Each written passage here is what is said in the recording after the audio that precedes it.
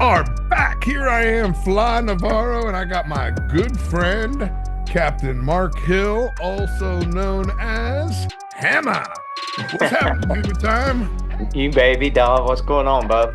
Man, nothing much. Just sitting here doing some chores. You really want me to upset you?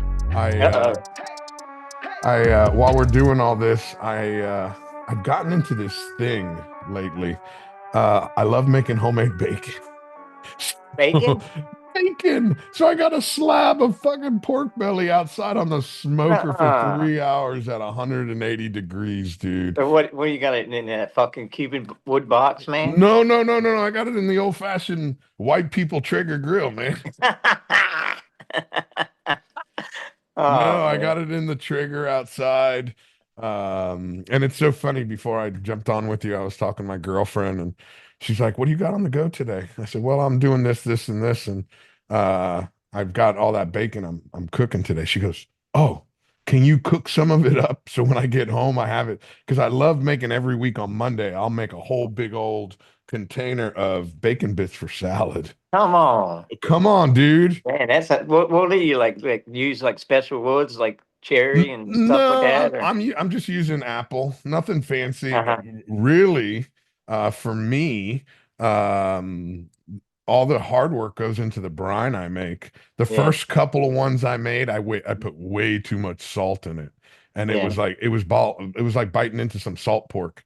yeah. So now I go lighter on the salt, heavier on the brown sugar and maple, and then I let it sit in the refrigerator for 7 to 10 days. Yeah. Eh, One thing I tell people all the time, man, is like a lot of captains, man, we're like really good fucking cooks, man, We are. because back when I was traveling and a lot of guys like today don't do this, man, but my job was fishing was the easiest thing, but I had to like entertain people, cook, in Mexico, St. Thomas, Venezuela, and I learned a lot of stuff. I'll tell you, I learned a lot of stuff. Kenny on the Captivator, he had his mate was from Bermuda, and he was a chef, and he taught me a lot of stuff, man. But I love cooking, man. I mean, it's I just I love to cook. I yeah, love to cook. It was one of those things between speaking Spanish and yeah, cooking, it really helped my career out a lot. yeah, Because I was, you were multifaceted, yeah, yeah.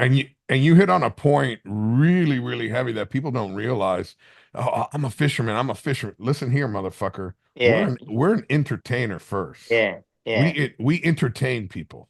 yeah. Well, that's what I was like. I've considered myself like a PR person, man, because the guys that I worked for, I mean, I took care of like two or three houses, a bunch of damn cars. I would go buy cars for them, and I mean, I'd have shit in their fucking driveway. It looked like 50 Cent's house, man. Have CLS 550 with 22s on it and shit like that, man. I love doing stuff like that, but I took care of everything. Getting people on the airplane, getting them there to the hotel, the motel, entertaining them when they're, and like I could do anything. Like if I had like three couples come down, and they wanted to go to spas and stuff like that, and play golf, I'd do that. But then sometimes I'd have a group of four or five young guys, man, and all they wanted to do was party. And like in Venezuela, like to go to the American bar, do stuff like that. And so I had all the hookups, man, and I just like, but I loved doing that, man, and it was and people like I never ever put a resume in to get a job. I would always have guys come to me because they could see what I was doing and like, look, man, like I want you to run my boat, man. And that's how I like moved up, and I love taking care of people, making people happy. That's, like we were saying, we're entertainers. Our job Yeah. is to take care of people, make their vacation or their time on the boat as best as possible. Mhm. So, Hammer, why don't you tell everybody exactly where you got started in this crazy profession of ours?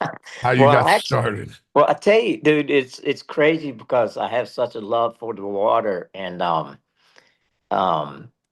but we lived. My grandparents had a place at Carolina Beach, and I lived with them in the summertime. And anyhow, my mom, Spot and croakers were biting really good on the north end of Carolina Beach, and so they drove the 4-wheel drive pickup truck out there, and it was my dad, my grandfather, and my grandmother, and my mom. And my mom actually went into labor and broke her water on the beach.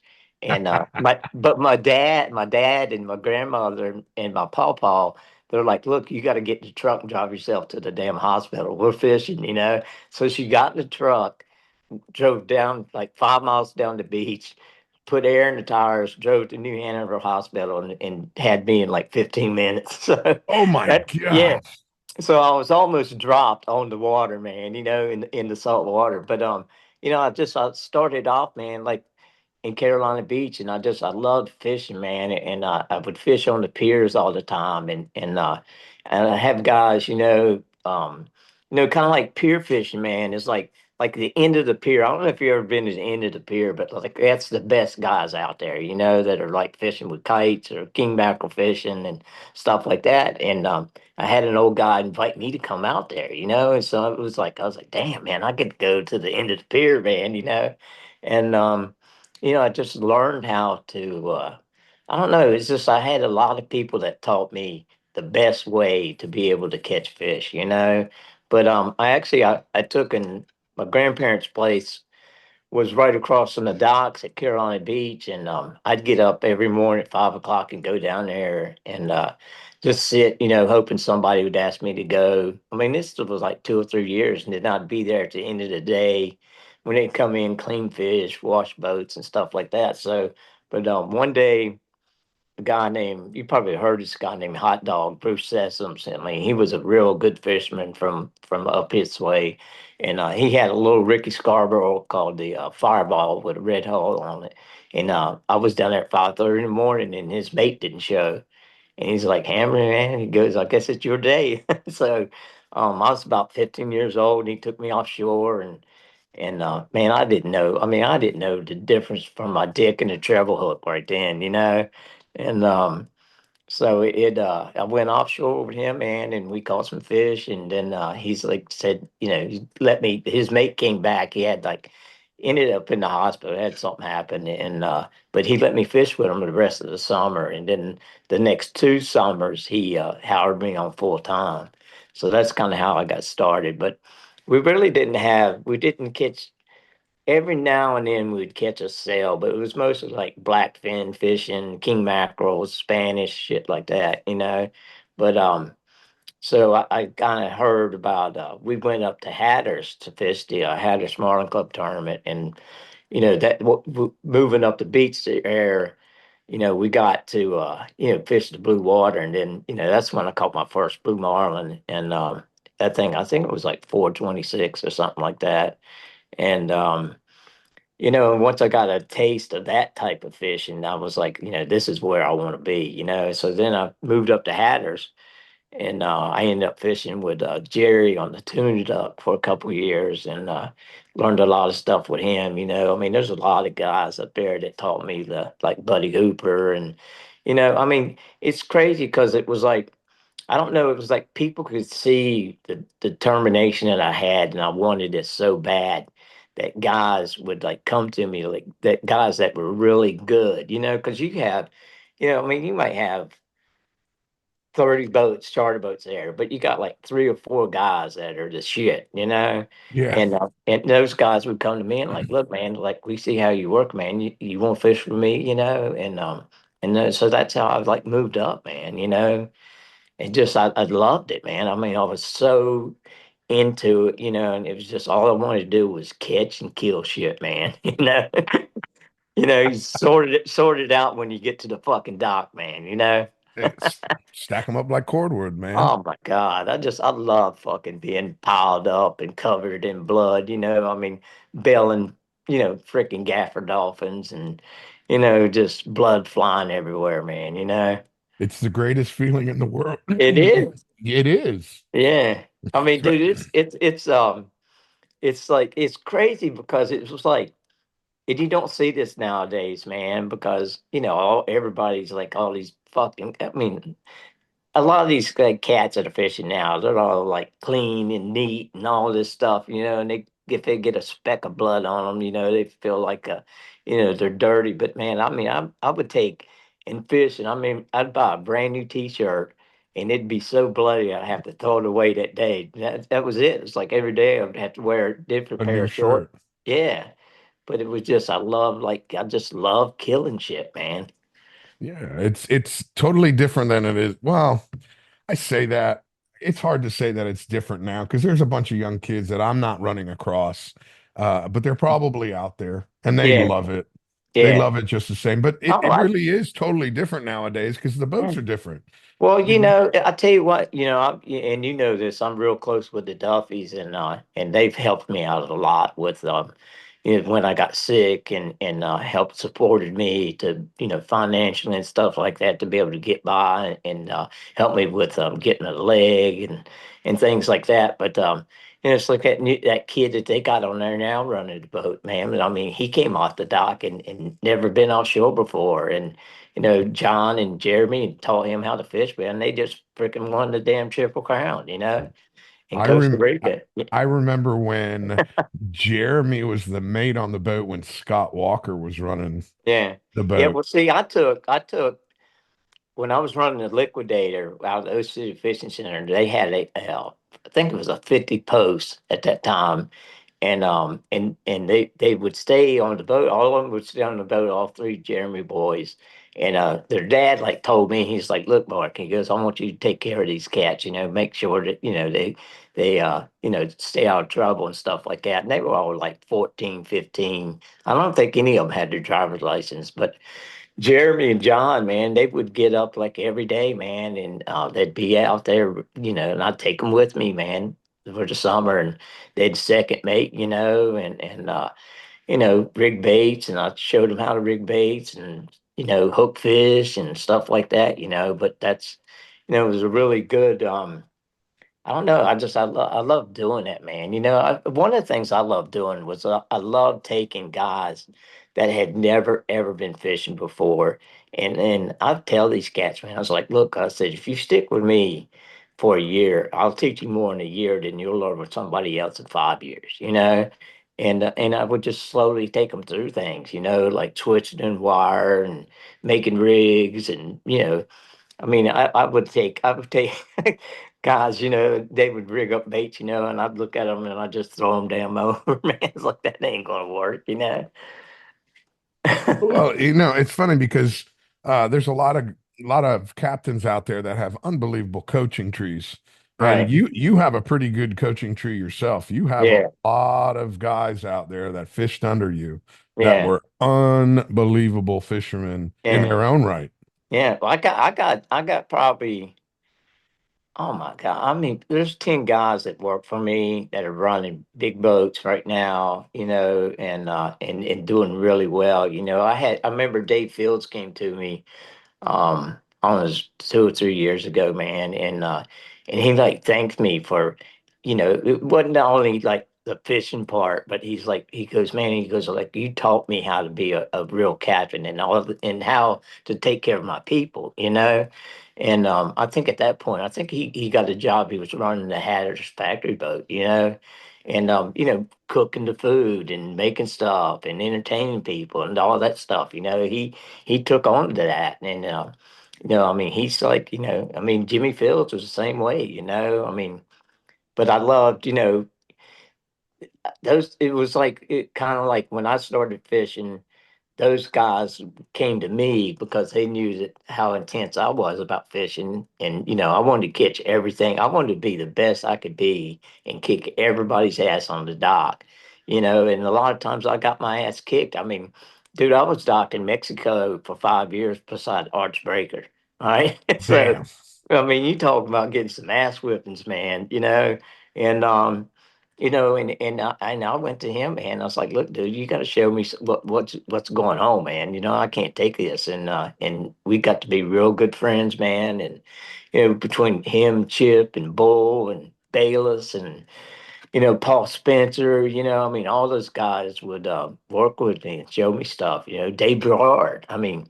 Freaking Yeah. Dave Bernard, man, back in the day, dude, on the motivation, him and Rob Moore, I mean, they were like unbeatable, you know? I mean, those guys were, I mean, Dave was like on it, man, you know? And he actually, he was like, he was probably, we had 1 year, he was probably out catching us about 10 fish a day. And we were catching, 15, 20. And, um, and he goes, Hammerman, he goes, I got a couple days off. He goes, let me go out with you and let me run your boat and show you what I'm doing. And he did that for me, man. And it like upped my game like fucking 500%, dude, you know? Wow. Yeah. I But mean, it's it, there's not many people who will do that for you, you but know? it still goes to show you what our industry's about. We're a Yeah. fraternity, man. Oh yeah. Yeah. We're it's definitely a fraternity. We help each other out. Yeah. Yeah. Yeah. I mean, it's all, I tell you what, one of the hardest guys that I had to break was probably Brad Simmons, you know? I mean, he was like, he wasn't going to tell me nothing, man, you know? And we were in St. Thomas, man, and and but I mean down there, dude, I had Brad Simons on one side of me and Mike Lemon on the other side. Okay, Ooh, you were in so between the two toughest yeah, guys, man. yeah. So and after I don't know, man, it was I thought 2 or 3 trips, man, and we were catching 2 or 3, but they were catching 5 or 6, 8, a day.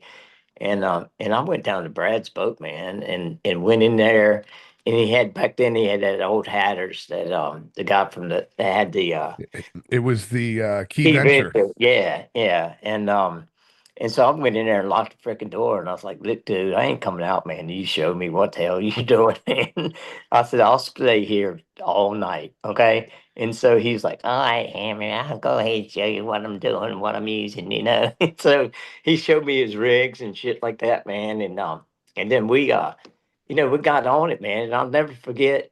I mean, the first year I was there, I mean, I think we ended up catching about 70 or something like that. And John Ely, he was running that damn 46.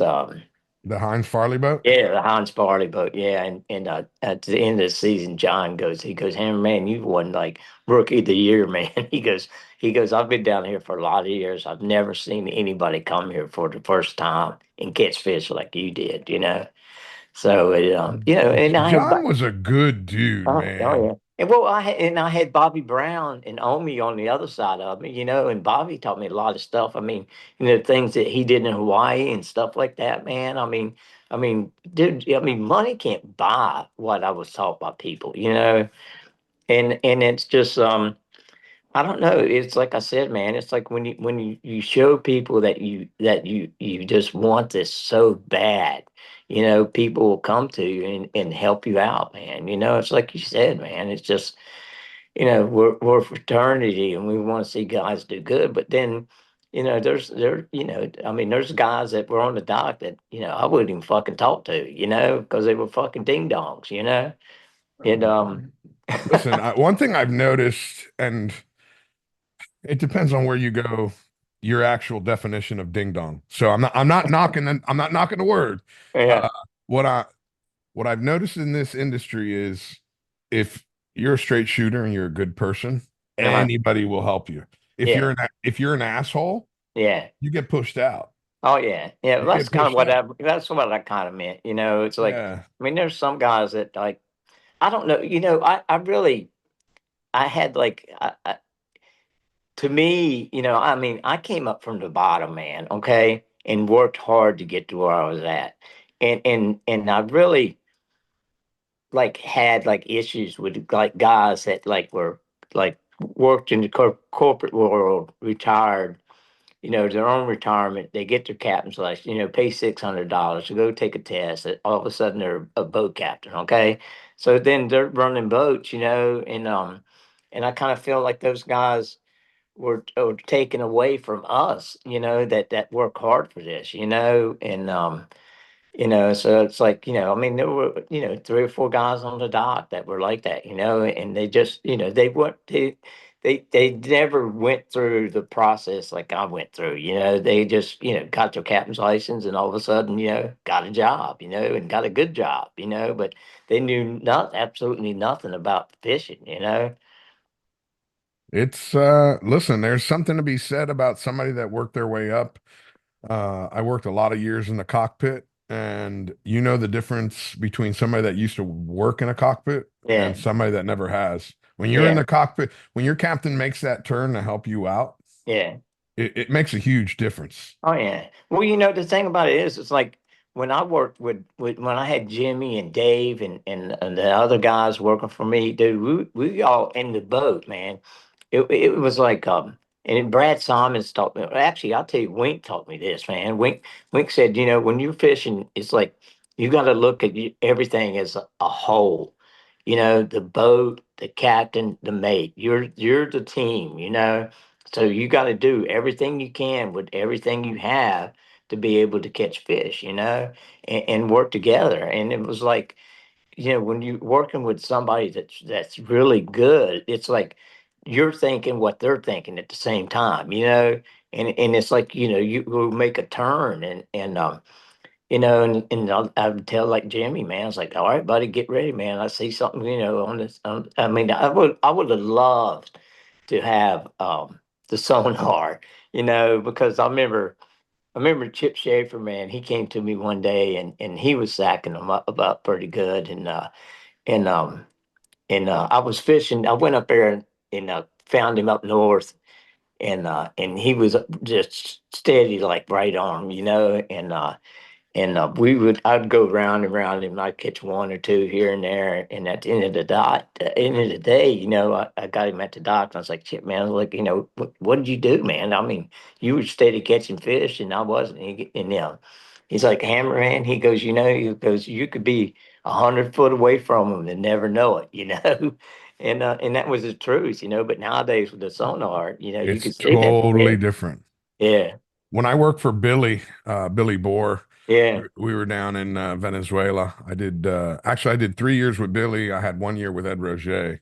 Um, but Billy, when he'd scribble his numbers, um, he would scribble them right on the paint with Yeah. an oil pencil, Yeah. and Yeah. I had the same thing. he'd scribble it down on the paint, Yeah. and he'd always write it down from the tenth, hundredth to 1,000th. Yeah. And I'm like, Billy, you really need that thousandths? He goes, Yeah. sometimes I'm only marking a ball of sardines that's maybe this big. Yeah. And if I'm off by 50 feet, we won't get a bite.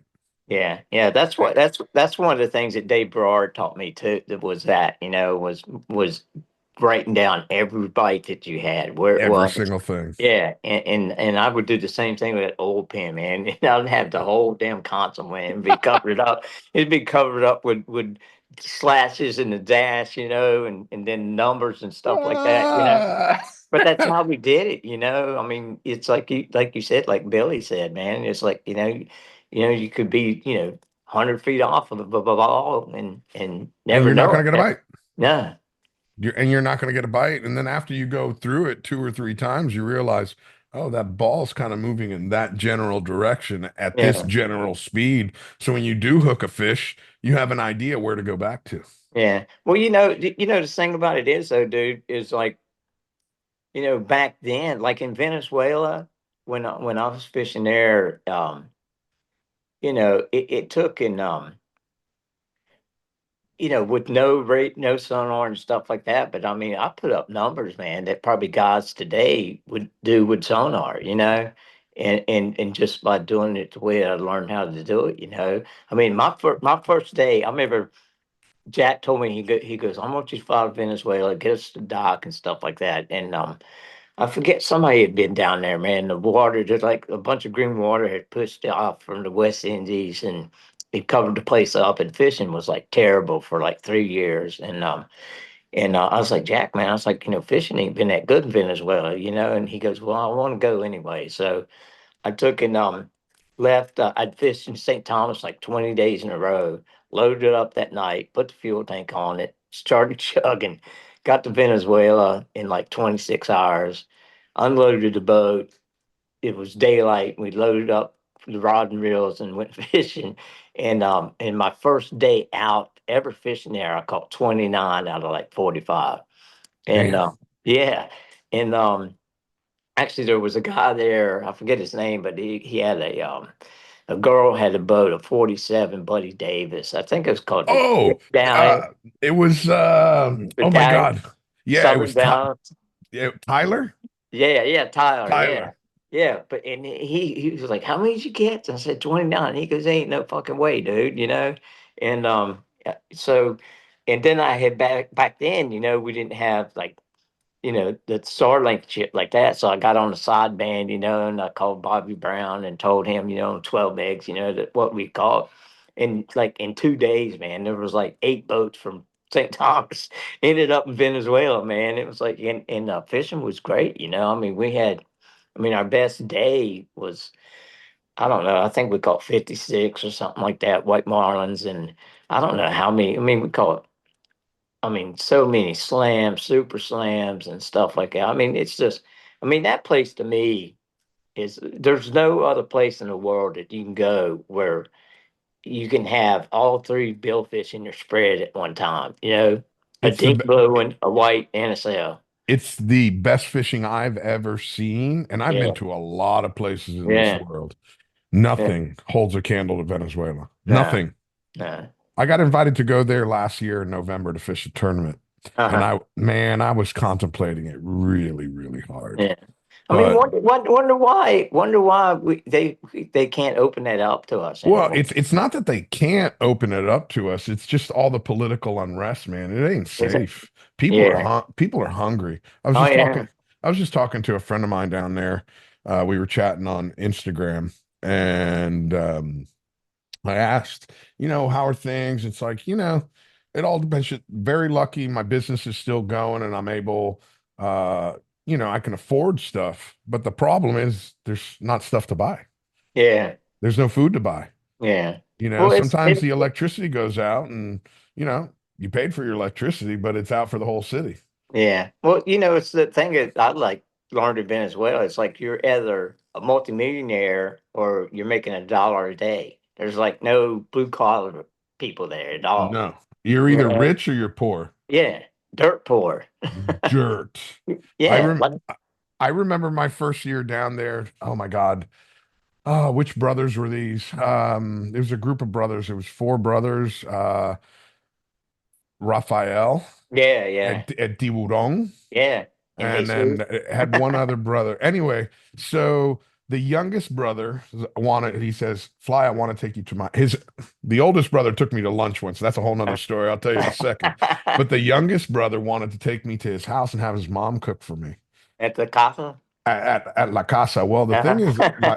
La Casa was nothing more than a hole in the side of the mountain, man. Yeah. That's all it was. You had a Yeah. hole in the side of the mountain and you had a window in the front. But when you go Yeah. in there, you realize that's rock. There's Yeah. no, there's no tile.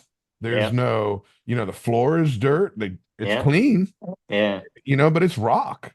Yeah. And his mom made me some food, and he was so proud. He was Yeah. so proud to bring me to his house. Yeah.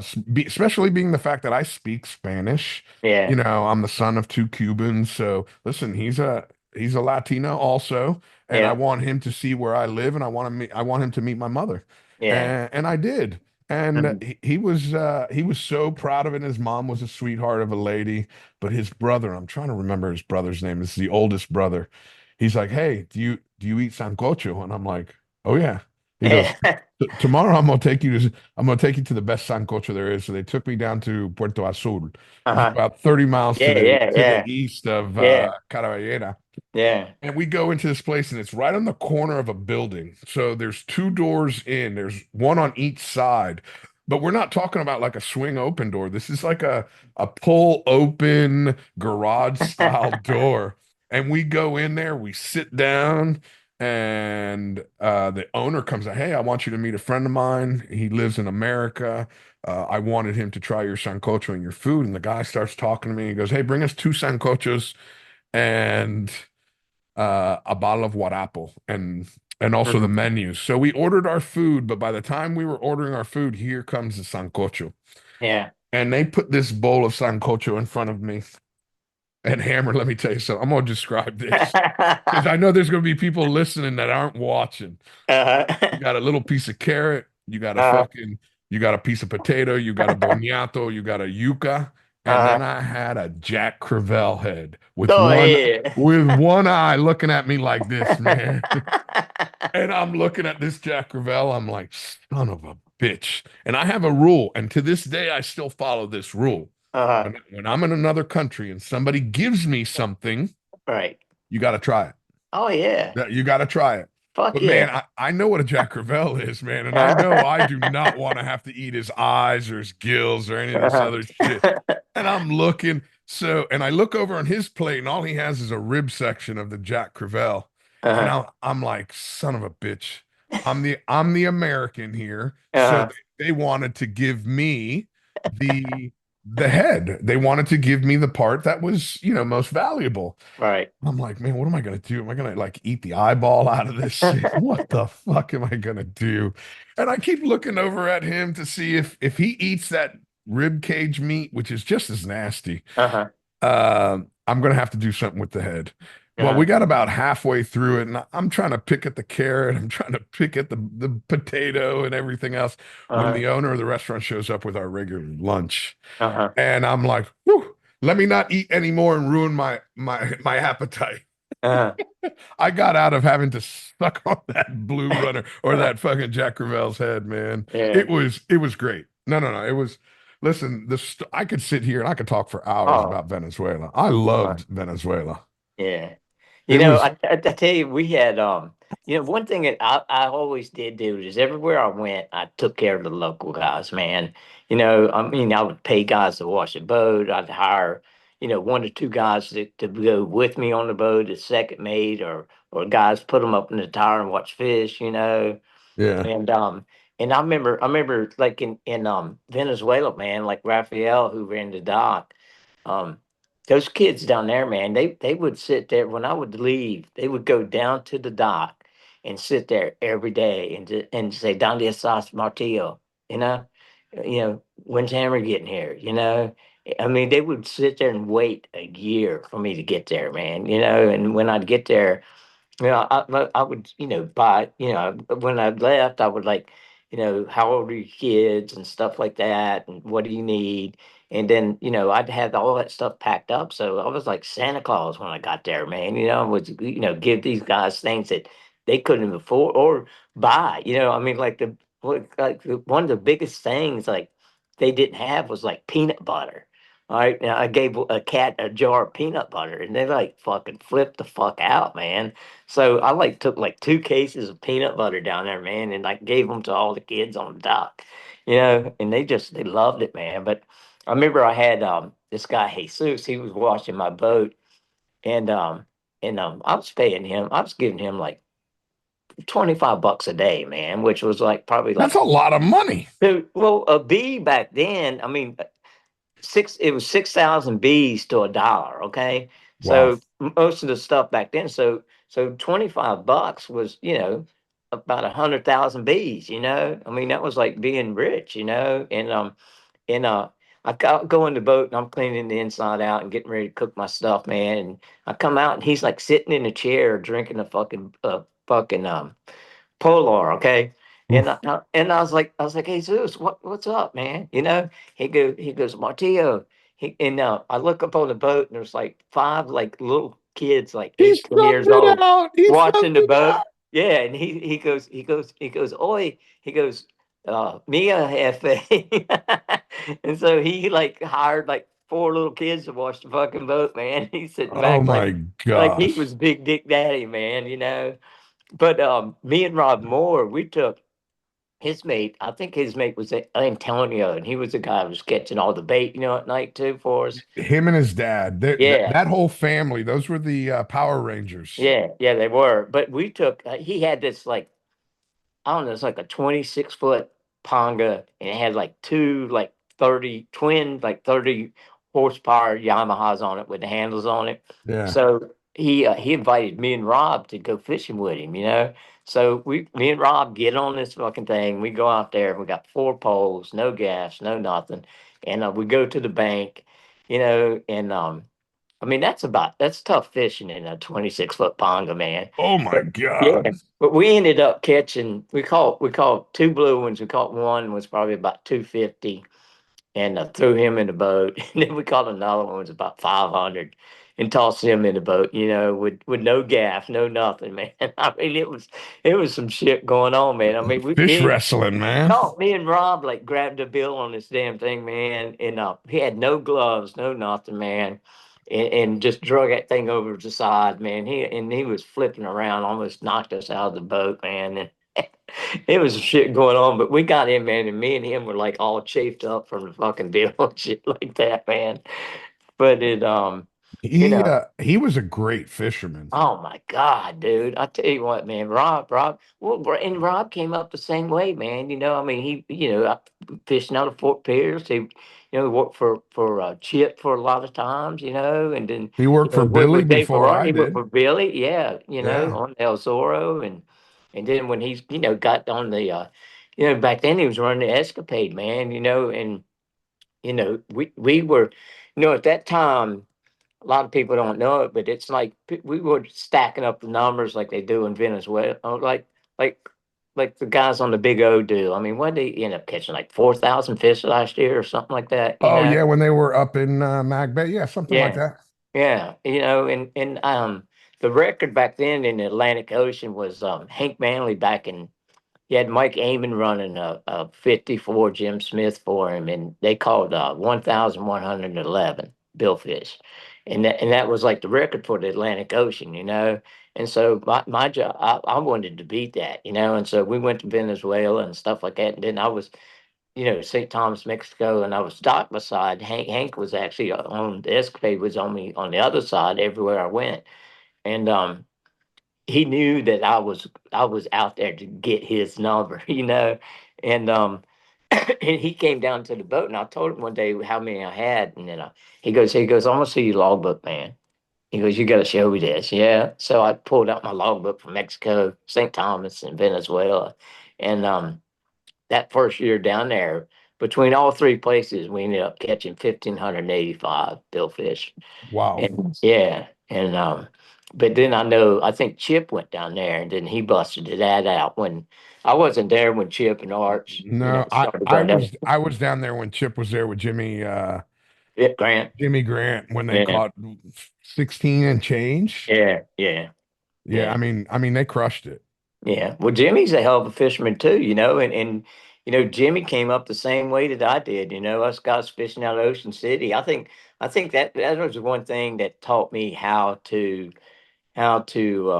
fish, because back then when if you caught like 10 or 12 or 15 billfish a summer, you were the man. I mean, it was so hard. And one of the things that I contribute my success to is I got to be buddies with this guy named Bobby LaRue, which he's probably the greatest longliner ever, you L know. LaRue just Yeah. passed away. Yeah, he did. And Just me passed away. me and him got to be friends, man. And he told me a lot of places that he fished where fish were and things like that. And it's hard for us sport guys to get in with the commercial guys. I mean, it's like two different cliques. And I remember it was his birthday party and we were at the angler and he had like 8 long line buddies of him, a couple guys from Brazil and Hawaii and I remember him telling them, and he introduced me to him, and he goes, "This is my buddy Hammer." He goes, "This is the best bill fisherman that's ever hit Ocean City, Maryland," you know, and that was like a big honor right there, man. When you got the best longliner considers you the best hook and line guy, that's some That's shit. Yeah. and LaRue was a fucking great guy, man. Oh my God, He I was a loved him, great man. guy. I loved him, dude. I wanted to go down there. What was that island he was on? Was it Rum. Rum? Yeah, Yeah, he was down there with Flash. yeah. I mean, I would have loved to go down there and see that deal, but he loved that, man. I mean, had that little island to himself, little restaurant, bar, had a I don't know, we had what a 56 Ricky Scarborough or something like that, The Relentless. yeah, yeah. I mean, Yeah. dude, that's like a life way to go, but I guess he died of cancer or something like that, right? I think he had cancer. I think it was a complication of cancer. Yeah. I think it was a complication Yeah. of cancer. Yeah. It's listen, none of us are getting out of this thing alive, Yeah. no matter how hard we try. I'll tell you, I'll never forget this here, man. And my buddy Bruce Bartlett, which he was a great fisherman too. He got drug over by tuna, but Bruce actually messed around with Bobby LaRue's wife, Ooh. and we were up at the fucking. I was at the real end, and Bruce was there, man. And Bobby comes in, and Bobby walks up to fucking Bruce, and he goes, buddy, he goes, you know what? He goes, I ain't mad at you for fucking my old lady. He goes, I'm mad at you because I lost my best friend, and he fucking beat the living fuck out of him, man, right there in the bar, man. And you know what? That makes a lot of sense. Yeah, That yeah, makes a lot of sense. yeah. I mean, he wasn't worried about relationship with his wife, man. It was like they were tight, you know. I mean, between him, Bobby Grant, John LeGrone, those guys were like a clique, man, like a commercial hook and line Yeah. clique. I just saw Bobby Grant the other day in Chubb at one of my Yeah, tournaments. He called me up and, hey man, you still fishing with McGilvery up in Canada? I'm like, damn straight I am. yeah. I I saw go, you up there. Yeah, yeah, I go up there every year. I love it. I was just talking to him yesterday because today was setting day. yeah, So it's, I don't know if you've ever been to Nova Scotia, but that's just yeah, the entire peninsula is a lobster town. yeah, And that little town of Lismore today was setting day. yeah. So the town makes a big deal of it.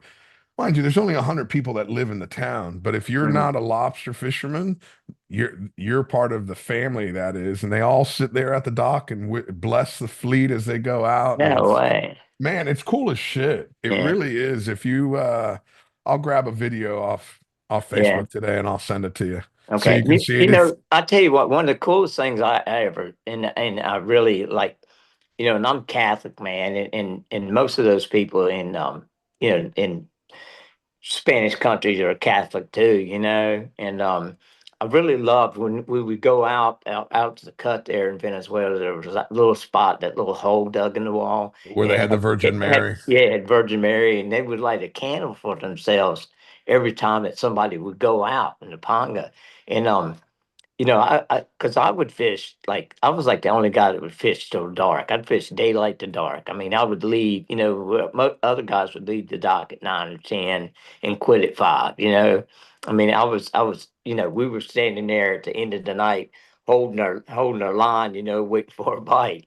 But it like really touched me, man. When I'd come in and I'd see that thing on the left hand side, with all the candles lit, and I mean, A town that has fishermen in it or that's Mhm, built around their fishing community mhm, has a way of uh supporting their fishermen, but not just financially, it's spiritually, mhm, camaraderie, uh, mhm. and they stick together, man. Yeah, It's no different than what we were talking about earlier with the fraternity. We yeah, stick together. We help each yeah. other out, man. Hey, I've got a problem with you know how many boats I've helped Curtis tow in? He'd call me Uh, up, hey, so and so just blew steering. Can you get over here so we can go out there and tow him in? Okay, yeah, let's go do it. yeah, You know, because you never know when it's going to be you, yeah, and you yeah. don't That's want to for ever sure. leave somebody out there. Yeah, yeah, You that's for know, sure. you help everybody. Yeah. Well, I And tell and I tell you, I've helped out like some of the guys that I wouldn't talk to fishing or tell them where I'm at and stuff like that. But if they got in trouble, I was there. exactly. I mean, I'm not going to leave anybody at sea. I mean, it ain't gonna happen. No, I listen, I've had a couple of people for whatever reason they didn't want to talk to me, and that's whatever. That's off the grounds. That's Mhm, something that had nothing to do with fishing, but they needed a ride in or to get towed mhm. in. I've never thought twice about it. It's like, no, Yeah, no, let's take care of you and your well-being and your vessel, and let's get you in. yeah, And if you want to talk to me afterwards, that's cool. And if you don't, that's fine too. I'm not going to hold it against you, and I'm not going to make it a requirement. yeah, I want to make sure you're safe because your family's looking forward to you making it back home. yeah. You know, Yeah, I hear you, that's babe. that's the most important thing. So, so Hammer, talk to me a little bit about your latest venture. You've been working on, and I'm going to say this from somebody that's already authored a book. It was the hardest project I ever Oh had. yeah, yeah, It was the hardest project I ever had. I actually had somebody the other day call me up and they're like, "Hey, I got an idea. Why don't we do this and write a book?" And I'm like, "Have you ever written a book before?" And they're yeah. like, "No." I said, "Well, I have, and it ain't as easy as you think it is." No, no. Well, I took and I actually before I had this idea. Actually, it all started when I was in the hospital because I was in the hospital for about 16 months before I lost my leg, and I was really infected really bad, and I got so depressed, man. I like asked one of the nurses. I was like, can you get me like a pad and a pencil, man? And so I like started just writing down like things that I did and caught and places I went, just to have something happy in my life to think about instead of me laying there sick, and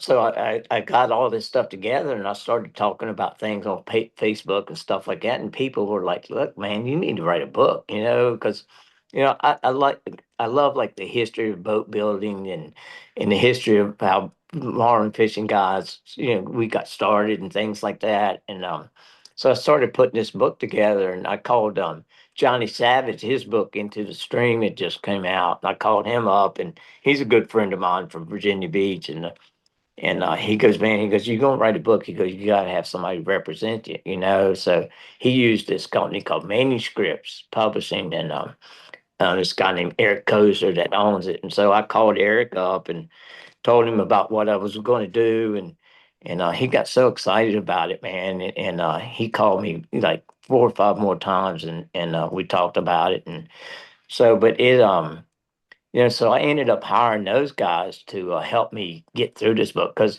I had all of the content, but I didn't know how to put it in form, So, I have with manuscripts, I've got like 32 people that are looking over my book and walking me through it, and teaching me how to, say things and say it how I feel and stuff like that, But it's, I've got about 2.5 years into it, almost 3 years now, and the book is complete. It's done. It's in final editing, and it was, it was the crazy thing was, at first, the book is called Hooked, and I got on there a lock and load of fishing adventure, because that's kind of how I was lock and load, and I took in, most of it I was writing about, my accomplishments of fishing, the places I've been, and, things that we did, partying on the dock and stuff like that, and the camaraderie.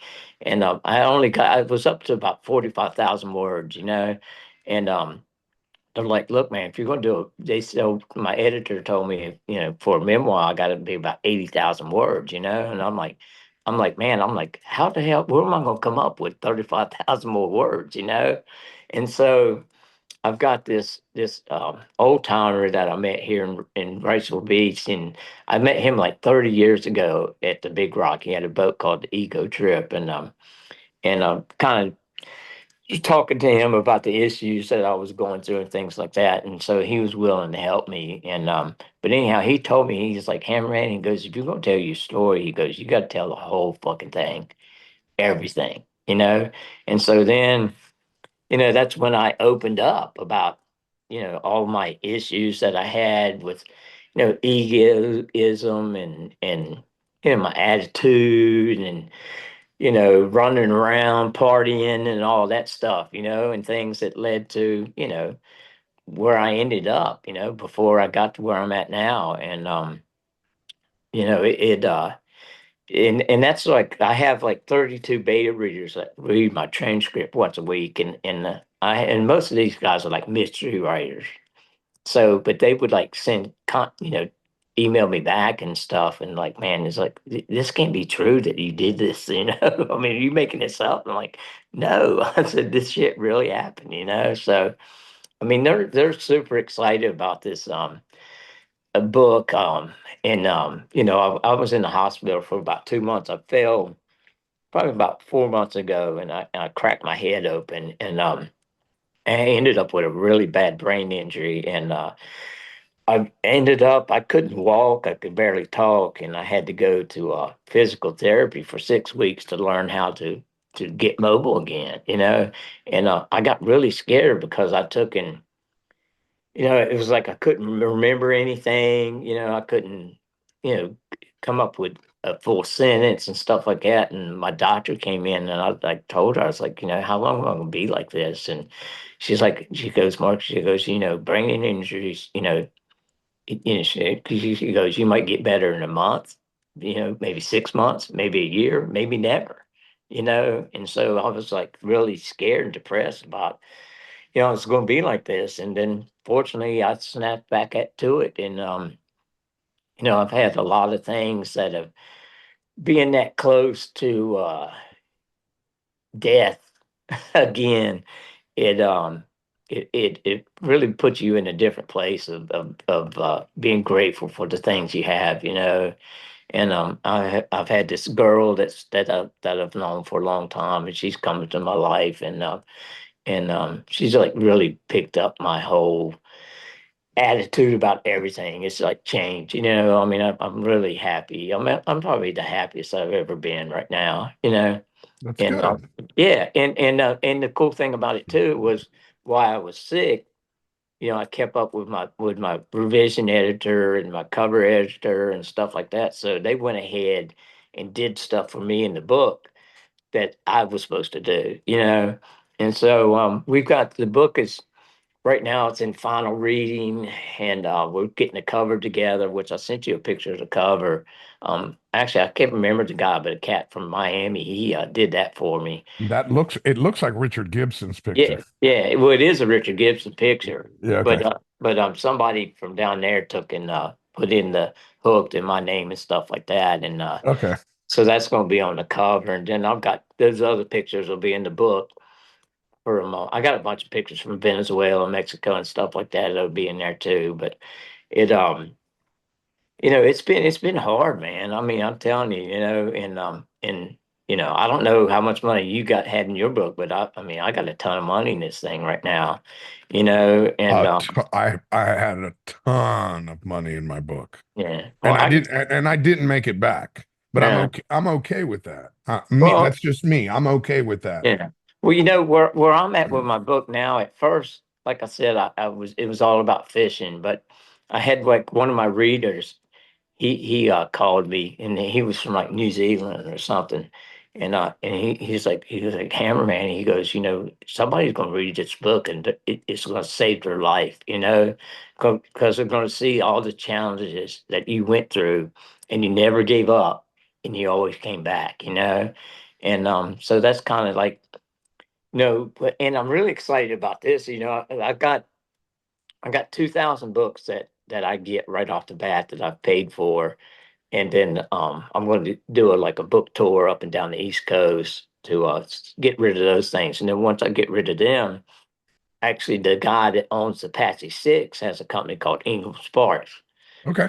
and Ingram Sparks is the largest distributor of books in the world. They distribute books to like 46,000 countries.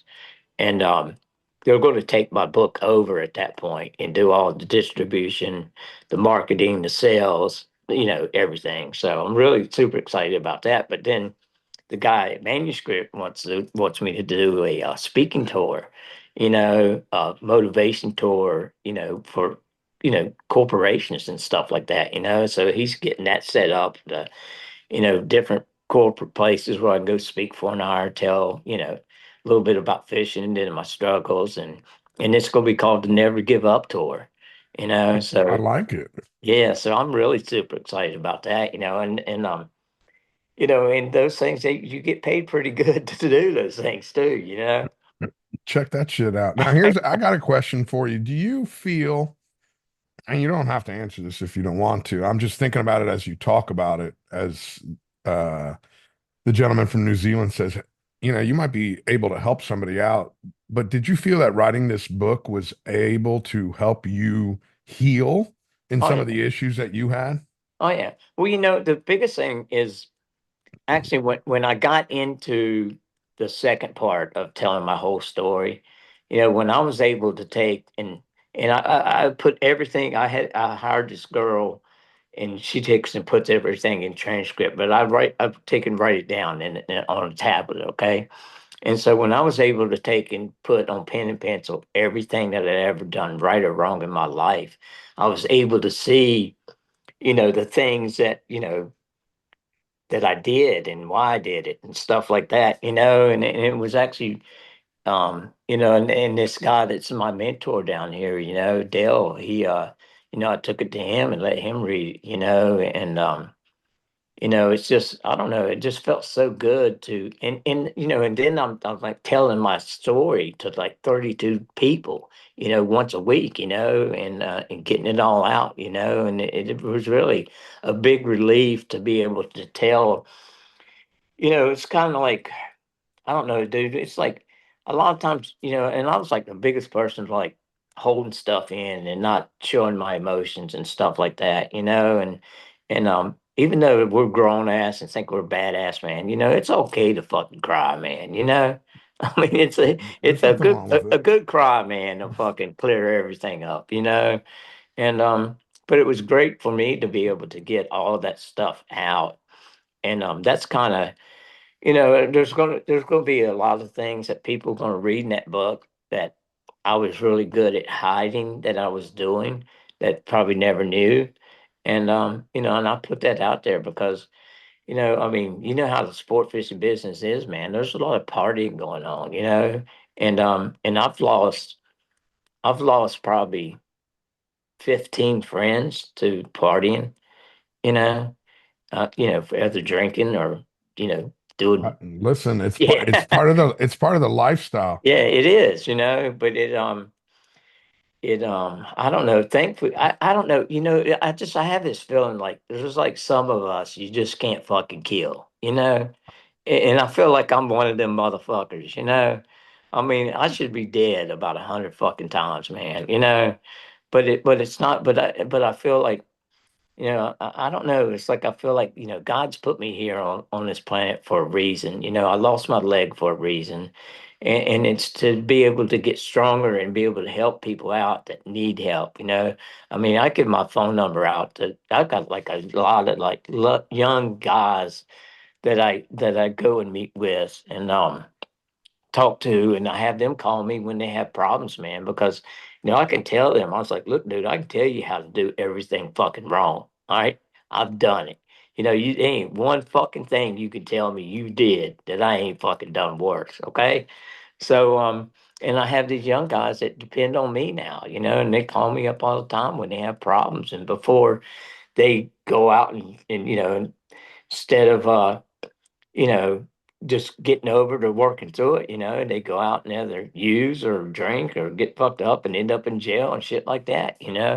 So it's good to be able to do that, and it's kind of like I don't know, it's like I feel like today it's like I have a chance to save somebody's life every day. That's the person that I've become now, from and it's all from everything that I ever did, as a good or bad. And getting like, that extra 35,000 words brought that out in me, And I love helping people, and especially young guys. My daughter's 30 and my son's 28, and I'm really attracted to like that age group of guys that or they're their age, and try to, you know, I mean, Well, that's probably about the time that you started going a little sideways, yeah, and yeah, you're getting the opportunity to say, hold on there, yeah, buddy. Let me yeah, let me talk to you about something that I did. yeah, yeah, yeah. I tell you, I really didn't think I had that big of a problem. I wasn't like when I was fishing and shit like that. It was like, we were all doing about the same thing. But when I got sick, 8 years ago, and uh, and I started having to have my knees replaced and stuff like that, dude, I got so depressed that I didn't want anybody to see me so weak. I didn't want it, and I like isolated myself from everybody. I mean, dude, I was in Fort Lauderdale. I mean, I had like 20 guys probably within 5 miles that I could call and come and talk to me and be with me, but I didn't want to do anything but I'd just go get in a hotel and get a big old bag of hooch and a bottle of tequila and stay there for a week until I got kicked out and then go somewhere else, and then I'd go to the hospital and get another operation and come out and do the same thing again. And I just for a while there, for about 3 years, man, I just tried to mask my whole life with like booze and stuff, man. And I got in a really, really bad place, man. And I don't know, it's like, and like my mentor here I have tells me, I mean, it's like everything I had to do to get to where I'm at now. And I'm really happy, I mean, right now I'm, 7 years, man, no booze, no hooch, and I'm pretty happy, man. Man, listen, that's God has a way of giving us what we need to make us who he wants us to Yeah, be. yeah, And like you said, you're helping all these young kids out. yeah, Maybe you had to go through all of that so that you would be ready to help this next generation. Because God knows, I mean, I'm 52. I get a lot of kids that reach out to yeah, me. I've had some mentees that I met when they were 14 and they're yeah, 30 something now, almost 40. They're yeah, captains of boats. And yeah, I've helped, I quit drinking 17 years ago yeah. and I have a lot of kids and I'm not shy about it. Hey, listen, it's, That's what it is. Yeah. Well, it, I had times I'd have 2 or 3 years, clean, and then I'd go back to it again, and then things wouldn't get any better. It'd always get worse, they and always do. yeah, and finally, I just I'm just one of those persons, I mean, I'll just put it out there, man. I can't drink like somebody else, a normal person, I can't go to the bar and have one or two drinks and leave and go home. It's get fucked up till I black out, fall down, shit like that. And that's the truth, man. And I just couldn't do it anymore. I had to. It was either I was at the point, where and I mean, I'll just tell it how it is. The last time I was in the hospital, I had an alcohol level of 0.485, and my liver, Jesus. yeah, and my liver was working 5%. All right, so 3 days later, the doctor comes in and he goes, Mark, he goes, what are you going to do when you get out of here? He goes, I suggest you go to a treatment center or something like that. I said, my car's up in Topsail and I got a half gallon of tequila in my backpack. I said, I'm going to go up there and get fucked up again. He goes, Mark, he goes, your liver's only working 5% right now. He goes, if you probably drink a couple tequilas, he goes, you'll probably die. And I was like so heartened. I was like, well, at least my liver's still working. And I went up there, man, and I got my car and I took that bottle of tequila out and I was going to drink it, man. And I sit there for like 3 hours and I had a voice like come to me and it's like, Hammer, man, you're better than this. Think about your kids, man. Do you want your kids like every Christmas, like when they have kids, to say, what happened to Grandpa Mark? Oh, well, he got fucked up in his car drinking tequila and died. And I didn't want that. So I went and got some help and then I moved into like a program, with a lot of people I have a lot of support with, man, and give me help and I can talk to, and I still have, defects of things that I do that I used to do, but at least I'm not, going to the bar and masking it with booze or something else. It's a good feeling, man. I tell you, I don't, it's like I said, it's like, I got nothing and I had a lot of good times when we were drinking and partying, man, but I could handle it then, but it was like when I got sick, it went to a different level, and it was all just trying to mask the depression, and the resentments and crap like that. And it's a bad place to be, man. I mean, I'm telling you, I was in a bad, bad, bad, bad spot, and thankfully, God pulled me through it and got me in the pointed in the right direction. And here I am, man. I mean, I'm trying to think back. I believe you were in one of those help areas, rehabilitation areas. When we got reconnected, I had posted a picture yeah, on Facebook of my Cuban coffee pot yeah, and some Bustelo. And you're yeah, like, hey man, I'd really like some of that. yeah. You sent me a box of it, man. You sent me a cafeteria, and then you sent me like I I think I don't know. sent you 4 bricks. Yeah, it was 4 bricks. Yeah. And I don't know if you remember what you told me to put on the nameplate. Do you remember what you told me to put on the No. nameplate? You Uh. said just send it to this old honky. So I put it Mark Honky Hill. Oh yeah. Uh, well, dude, I ended up moving when I moved to North Carolina from Miami. I ended up leaving that thing down there where I was staying, and I think you might have been in Cape Verde or someplace, man. And I text you about where could I find one, and you're like, give me your address again, man. And it was like 3 days later, man. I ended up Oh, with another one, man. yeah, that's right, because I ordered it off Amazon. Yeah, yeah. And so you've hooked me up with that, man. But I love my Cuban coffee, man. There ain't nothing like that in the morning, man. Dude, let me tell you, I have gotten more people hooked on that than Yeah. you could. You know who, one of the best people, at least a spokesperson wise, that I got hooked on that was Wild Bill from the Deadliest Catch. No way. We were fishing in Hawaii together. I was fishing with Chris Choi on my old boat, the Sapo, and I was just coming back from Japan.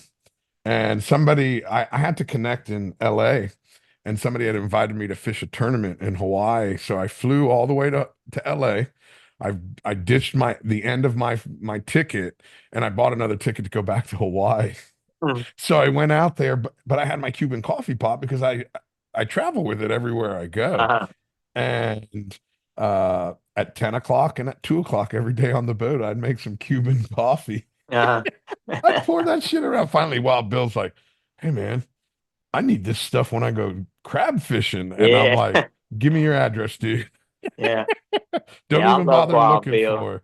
Yeah, I fished with him with a couple of days with Scott on the I forget when they had that 40 or that 66 Weaver. I forget the name of it, but I fished with him a couple times. But he's a good guy, man. He's a super sweetheart guy. Yeah, yeah. Super Talking sweet. about Japan, I took and got connected with that guy that runs the Japanese billfish tournament, Which and one? oh my God, I can't remember the Is it Tomo? yeah, yeah, yeah. That's Tomo. it. Yeah, yeah. He's super Yeah. nice But guy. he sends me every year, dude. He sends me shirts and stuff like that, man. And I just got the package from him, about a month ago, man. He And last year I went out there and this is going to be my 6th year fishing the JIBT. uh, And um I every year I go over and I give them some ideas and they give me uh, some ideas. We throw it back and forth and they're like, "Hey, do you mind if we interview you?" And I'm like, "For yeah, sure, but for what?" I didn't know if it was a pod. We just sat outside and just told stories. They recorded the whole thing and then they transcribed it into Japanese. no way. And I have the article. I can't read it, but Uh, it's beautiful because the way they write is up and down. uh. And here's a picture of me, all this Japanese writing, and I love it over there. I mean, first of I all, mean, what? How was? I mean, when you got there, I mean, are those guys on it? They kind of know what they're doing, or they kind of like. well, here's the thing. I mean, here's the biggest, this is a cultural difference Uh-huh. that kind of prohibits a little bit.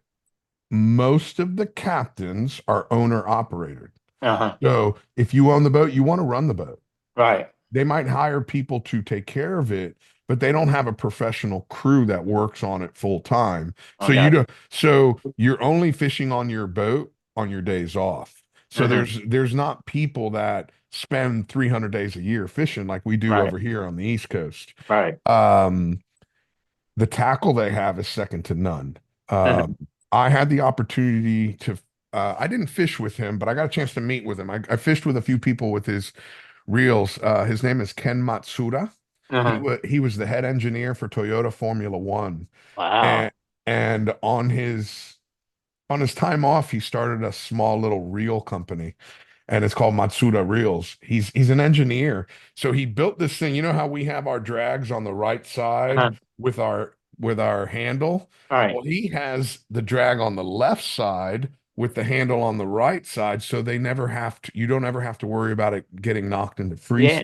Yeah. I've had it happen plenty of times. Oh, we all have. Yeah. Especially with heavy tackle when you go to move Mhm. something and then you knock it off with your chest. But you can turn that the drag lever, the side plate completely off and Uh-huh. then pull the spool out. So let's say you're fishing a tournament, but you keep four extra spools. All You right. need new line, you just pop it off, put a new spool in, you're good to go. Wow. No, it's some great design, and it was so cool for me.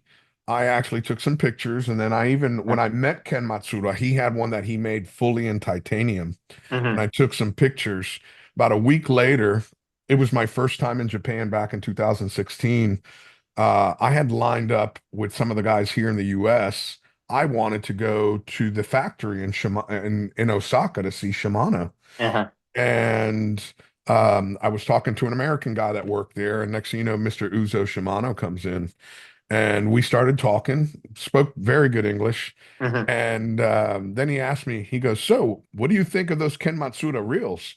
I go, "Very, very interesting." Uh-huh. And as I start thinking to myself, I'm like, "How'd this fucker know I know about those reels?" I go, "He's going through my social media before I came here. Yeah. He was checking me Check out." your ass out, right? Exactly. Which, hey man, I get it. Hey, And yeah. they're very protective about their stuff. Yeah. So I had to put my phone in my backpack into a locked room, and they Mm-hmm. showed me the whole place. And man, you want to talk about spotless, you want to talk about meticulous. I mean, it's a machine shop. Yeah. It's no different than if you were stamping out gears. Uh, Mm-hmm. most of most of the stuff that Shimano builds, only I want to say it's only 30% of their business is fishing. Mm-hmm. 70% is bicycles. Really? Yeah. Wow. They're a huge bicycle company. And this was a new factory, and Mr. Uzo Shimano, he told me I was the first American to come to the new factory on the fishing side. They've had plenty of Mm-hmm. Americans come on the biking side, but I was the first American to come check out the fishing side. And he was super nice. It was a great little town. Um, this is something you, I think everybody should really understand this. So the town in Osaka that I went to for Shimano, there's two factories there. There's Mm-hmm. Shimano and there's Kubota. I'm sure you're familiar with Kubota, Right. Yeah. but most boat captains are because Kubota usually makes the engines Generators. All for our generators. right. So when you're in school, you get tested. If you get tested to be a doctor or something, great. If not, you're just working in the factory. Uh-huh. I mean, you don't have a choice. That's where you're going. You're going to go Yeah. work in the factory, which, listen, it's a great job. There's nothing Yeah. wrong with it, but there's no choice. All You right. know, like you and I, we had the choice to become Uh-huh. fishermen, Mm-hmm. a couple knucklehead fishermen. Yeah. But over there, and I'm sure it happens places here in our country as well. But I saw that and I was like, wow, how lucky do we have it? Yeah. But Shimano it was a great company. It was a great place to visit. I'm glad I saw it. This is my 10th year going to Japan now, I think. Or I'm sorry, not my 10th year. I've been going for 10 years, but I average two trips a year, 2 to 3 trips a year. And this is something that most fishermen, not just you, but most fishermen, this is something that I'm very impressed by. In the United States, as far as numbers, no country in the world beats us as far as numbers. We have 66 million fishermen All in this right. country. Mm-hmm. Nobody beats us. But per capita, Japan has us beat. They have Really? almost 50% of their people fish at some point during the year. Wow. That's great. During the winter, especially in Okinawa, but on the southern side of Japan, Mhm. the squids run. Yeah, the big And squid. you can catch them off the beach. So Yeah, people go with their family. You got a mom and dad, grandma, yeah, grandpa, 3 or 4 kids, and everybody's casting these squid jigs, and they're filling up buckets full of squid. And it's a family thing. yeah, It's a big, big part of their life and their culture. So that's what I like about going to Japan. It's the yeah, fact that fishing is such a big part um of their lifestyle. yeah, Everything. Their fishing or fish have something to do with their lifestyle. yeah, And that's why I like going. You know, yeah. there's more than once that I've been on a boat that I'm the only person that speaks English. You Uh-huh. know, everybody's talking to me in Japanese. Yeah. There was one, this guy, man, I can't remember his anyway, I'm not trying to remember his name. Super nice guy. I still stay in touch with him. Um, the first time I was in Japan, he's like, "Hey, we're going fishing. Do you want to join us?" I'm like, "Sure, yeah, not a problem." I'm like, "Tell me where we're going, and I'll get a hotel room." Mhm. And he's like, "Well, there's only one hotel room, and there's nothing else in the area." He's like, Mhm. you just stay with us." And I'm like, "Hmm." Thinking of a, I'm thinking of an American hotel Yeah. room, man. I'm like, and there's like 8 of us. I'm like, dude, I don't want to see us stacked up in a 2 bed hotel room.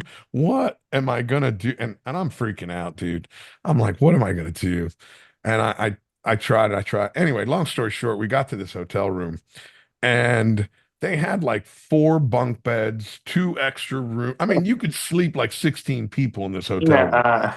I mean, this thing was massive. Mm, But no, it's really a great place. And you know, you've traveled all over the yeah. world. You know what it's like. Well, it's no difference. It's still that same fraternity. It Yeah. doesn't matter where we go, man. Yeah. It doesn't Yeah. matter where we go. Yeah. We're all in this. We're all a bunch of knuckleheads. Yeah. You know, I bought from Bill Buckland when I was getting ready to go to Venezuela. I bought the first set of TLD 30s that he got. And Really? yeah, and so I bought 8, and then we had a real bad issue with the damn dog springs were breaking on them. It was like, you would be cranking on and all of a sudden it'd break and then the They handle would spin backwards on you. And so I called him up, man, and we were in Venezuela and the guy they sent from Japan, they sent me 8 more reels and about 100 dog springs. wow. Yeah. So then I ended up called Bill and got him to build me 8 more rods. So I had 16 rods where and I was kind of like the first guy who did that, because I always like, fresh line on everything, and we was like steady, like with that reel where you could snap out and put the spool on. I would love to have that because Oh, we were like, how many times have you like in St. Thomas like had to re-spool, oh, take it down to the Dacron, and then and do it all repack it over again. again. Yeah, every Yeah. day. But if you got like reels, you could pull the plate off and snap a new spool in. I mean, dude, that'd be so easy. I When mean, I was in, go ahead. go ahead now, you go. No, no, I was going to say in Venezuela, we literally changed line every day. Yeah, 3 reels every day would get line changed yeah, on the yeah, ride in. You dump them. yeah. We didn't.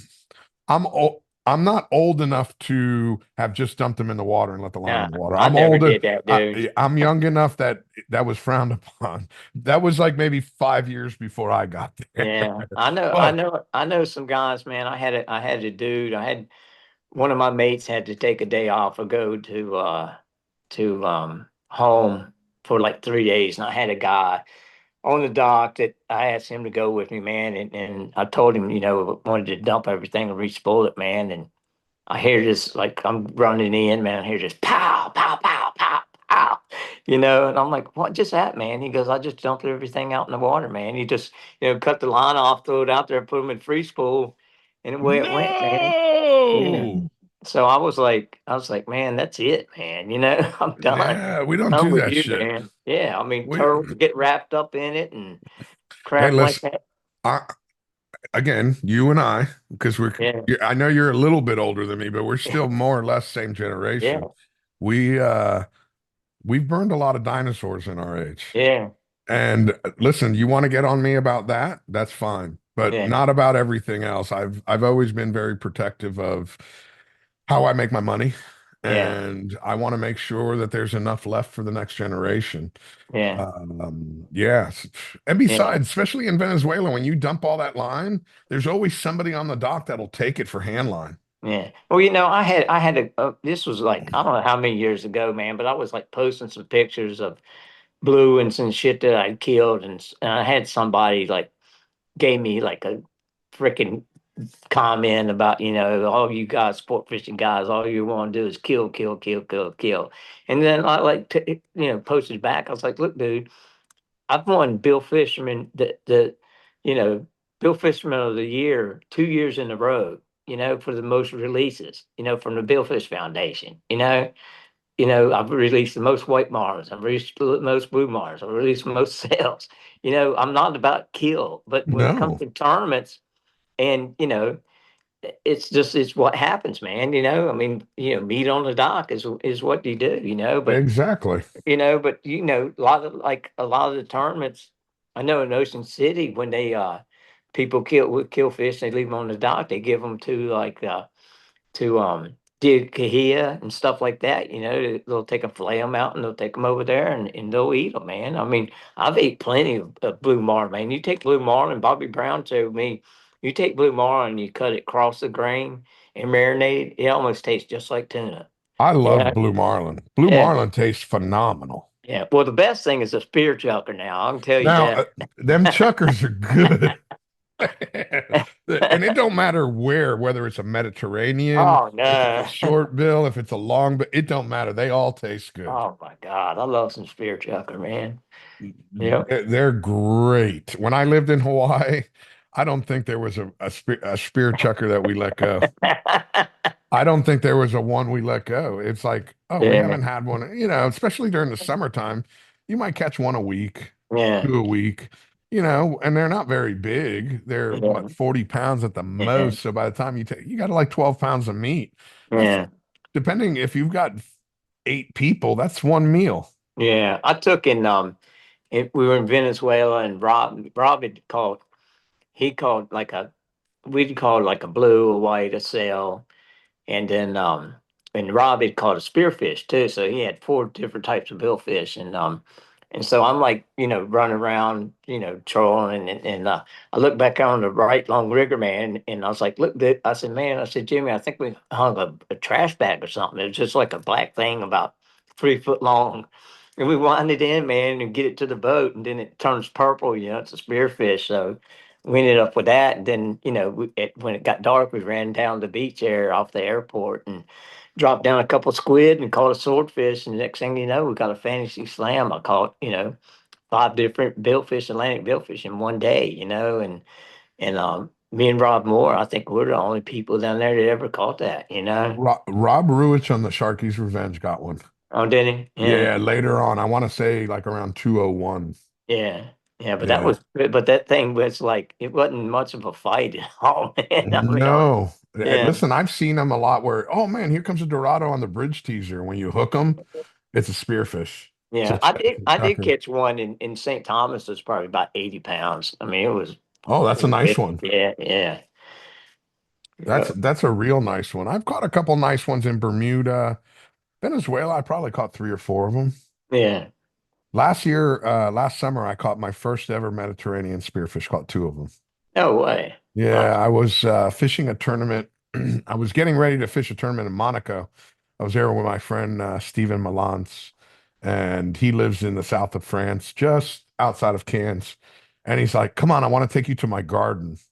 And in French, they call like a fishing hotspot, they call it their garden. And we went Uh-huh. out there. He says, we're between here and here on his GPS. He goes, this is my garden.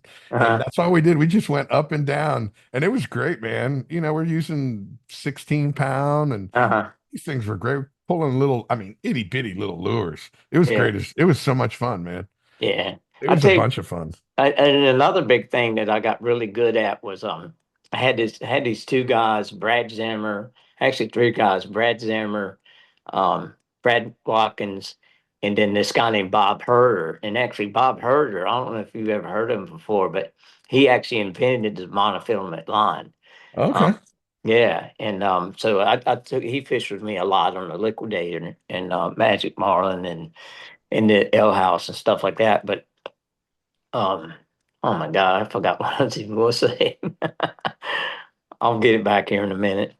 But See, anyhow, CRS. how's like the fishing in Chubb now? I see your tournament just finished up there. Listen, the fishing in Chub is Chub, man. It's, Yeah, you get a good wind. That last tournament, Ed Dunn, he caught, what did he catch? Three, four blue marlins to win the yeah, tournament. yeah, Which reminds me, Dave Lears emailed me twice. I gotta get him all the info for the press release. But the fishing was good. I want to say we had like 12 blue marlins over 2 days.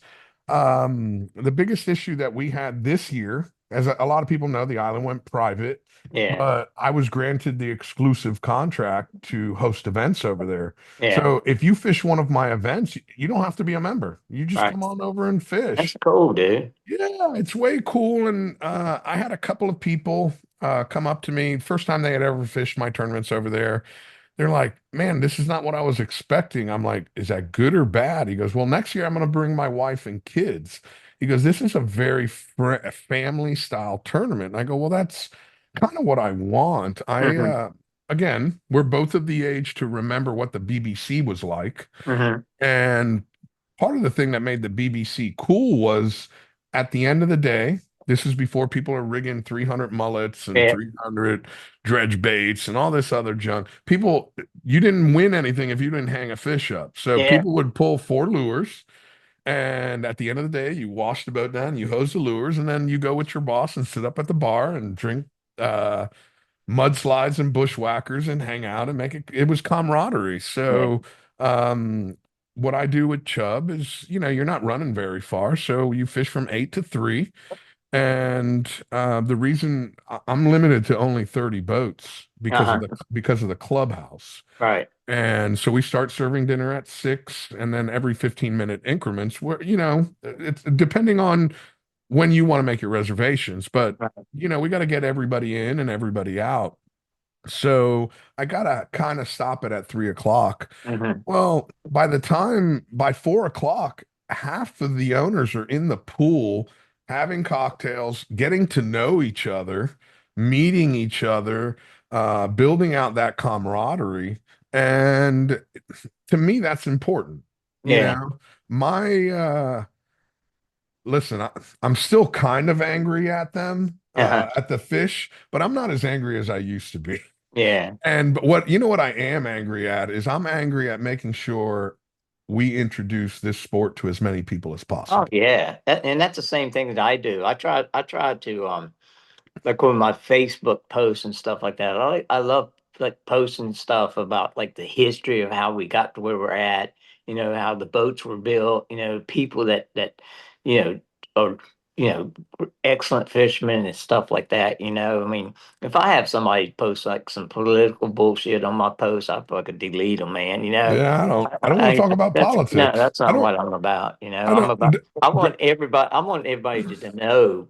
And that's like with this book, that I wrote, I want people to be able to read, everything that it takes that what we did, to be able to get to the places we went and how hard we had to work to get there and stuff like that, and how much we love it. I mean, I don't think, when I know for me, that first time that I went out on a boat with Hot Dog, I was done. This was the only thing. My dad had a big construction business, dude, and I remember he came to me. He passed away about 2 years ago, but he came to me about 3 years ago, and he goes, I just don't understand why you didn't want to run the business because it'd be yours now and you'd be rich, and I was like, Dad, man, I was like, once I hit the rip, man, I said, fishing was all I wanted to do, man. I didn't want to run a backhoe or a bulldozer or something like that anymore, And it, it's the that's the most path I addictive. chose. It's the most addictive thing in the world, man. Yeah, That yeah, that adrenaline dump when that fish shows up on that left bridge, and yeah, you grab a hold of that line, and you got to try to yeah. keep it away from them.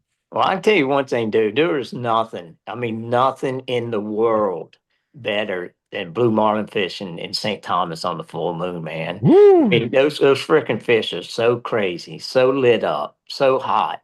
I mean, it's just the most intense fishing that you'll do anywhere. And then the thing about it is also once you get the fish on, then you got the battle of getting him to the boat before the sharks get him, you know? You know, I mean the damn man eaters. I don't know how many fish I've had. I mean, dude, I've had like 300 pounders I hung, and as soon as they come tight on the rod, got bit off right behind the head by big tigers. You know, that quick. You know, and you wind in a damn 50 pound head, 60 That's pound it. head. You know, I mean it's crazy, man. It's But uh it's yeah, different down there. It's way different down yeah. there. Yeah, but Chubb, I used to go there. Bob Gower took me there when I was working for him on the liquidator, and he taught me a ton about fishing that pocket and I don't know, yellow bar, the pocket, yellow bar, and stuff like that, man. And I remember, I mean, I've caught quite a few grand slams out of there. That's probably the only place that you can consistently catch grand slams, In the on the East Bahamas. Coast. Yeah, Yeah. yeah, fishing that pocket, man. But I had on the L House, me and Jimmy went there one of our first trips that we took over there, and we ended up catching like 7 or 8, man. But we had a fish on that was a good grander. You know, Wow. I went into the pocket, man. I was coming out of it, and actually there was this fucking sailboat that was fucking like putting along beside of us. And the guy had like one rod out, man. And Jimmy goes, "Look at man, he's hooked something." And this rod was like bent over like that. And then it went, and so I went behind the guy, and as soon as I went behind him, this fish come from piled up on the teeter, man. And Jimmy pitched the bait to him and got him on. And I don't know, for some reason we chased him off, you know. I mean, we had him on a 500 pound leader, but it was a badass fish, man. But it was definitely you know, it was definitely a grander or better, you know. It wasn't a but that you talking about that fishing at BBC, man. I remember I was we were fishing over at Marsh Harbor and I caught a fish, man, and we threw him on the boat because I knew it was at least 500, but he was like kind of fat, you know. And so when we took him up there and threw him on the scale, they weighed him, and it was like 506, and then they pulled him down. The guy put the measuring tape on it, and the fish was 109 inches long. Oh, he Yeah, measured him after the fact. yeah, yeah. So we ended up winning nothing. Oh, We he didn't went, qualify. yeah, we went from the penthouse to the outhouse, man. Man, listen, you can go from a hero to a zero. Yeah, but I It's knew I knew he was going to make the weight. I was like, man, this thing's at least 500. And but it being the inch short, I was like, damn, that's what it is what it is. rules are rules. Yeah, I No, mean, how do you feel about like this these fish that are getting bit by sharks like in the Big Rock and stuff like that, man? well, first of all, I mean uh let that mutilation thing. let me start off by saying I am one of they've done a documentary on CNN about me. Oh yeah. Um, I have been on what is it? Shark Week. Uh-huh. Discovery Channel did a Shark Week about me Uh-huh. because I am such a proponent of the shark problem that we have. Right. So that being said, just so you know where I stand on the sharks, a rule is a rule. Mutilation is mutilation. Hmm. My issue is not the fact that they DQ'd that fish. I have no issue with that. The way the rule reads, if there's a bite, there's a bite. Right. What I don't like is if there was gray area where they allow it for the weighmaster to make a decision if it made a difference or not, Right. because that's where there's a gray area. So I understand why the rule is the rule. Right. Uh, you know, oh, he just took a little piece out. Oh, he took the whole tail off. Right. Well, he was still fight. No, the rule is well. Listen, Richie Barrett a couple years ago had that 8 and change, Yeah. I think Dickie was one of his Yeah, deckhands. yeah, While it was gaffed and secured at the side of a boat, a white tip comes and takes a chunk out of it yeah, and DQ'd the fish right there. yeah. So, no, that's an IGFA rule, and I have no issues with the rule. It sucks in those circumstances because hey, the fish was already secure, but again, the rule is the rule. Yeah. And it stinks. It really does. Well, Uh, I think that the biggest issue we have with the shark problem, it actually started years ago, dude, when they kind of stopped the commercial shark fishing because the commercial guys were coming. There were boats coming from Japan over here fishing the East Coast, and they were just finning and fish. They'd take the fins off of them and let the rest of the fish just sink to the bottom. and I do not support that. No, I don't either. I mean, take the whole damn thing. I mean, why couldn't they take that whole fish and use it for fertilizer or something? Well, I mean, now they've done just the opposite. When back in 2001 or 2002, Senator Cory Booker slid in the shark fin ban into the defense budget. hmm Now it's illegal to sell shark fins in the United States. So you literally have to cut off the fins and uh, throw the fucking fins away. all right, So the fins is what made the shark right, valuable. hmm Where, let's say you catch 1,000 pounds of shark, 10,000 pounds of shark, whatever. Back then you were getting $6 to $8 a pound yeah, with the fins on it. But now you take the fins off, the fins are worth, 50 to $60 a right, pound, and yeah, the rest of the shark is only worth 20 to 40 cents. yeah, So nobody's going out and harvesting sharks. So now we have an overabundance of sharks in the entire North Atlantic. And um, really, and I listen, like I said, I've been on CNN, I've been on Shark Week, I've been on the HMS advisory panel. It's I see a lot of guys say we got to go out there and call the sharks, and I don't support that either. I don't think we should call anything, but what I think we need to do is find a market for these sharks. hmm And listen, as we all know, the price of everything is going through the roof. yeah, And if we can find an inexpensive supply of protein that we can sell to the public, hmm hey man, let's get it out there to the yeah. I mean, public. there's got to be something that you could do with that meat, man. I mean, it has to be. No, you can eat it, but the Yeah, problem is the media has portrayed it as, oh, it's so high in mercury, you don't want to eat. It's no higher than all swordfish right, or yeah, bluefin. It's yeah, no higher. It's the same. It's you don't want to eat it 5 days a week. hmm But if you have shark twice a week, it ain't gonna hurt you. Just like yeah, if you eat bluefin twice a week, you're okay. Now, if yeah, you're having sushi 3 times a day, 5 days a week, you're gonna have a problem. yeah. But that's a whole Mhm. nother. Yeah, listen, I can get started about this shark thing, Mhm. man. Maybe we should start a damn tournament on the East Coast, man, and whack a few of them. Well, here's the thing. I did that too, and I'm still getting death threats. Yeah.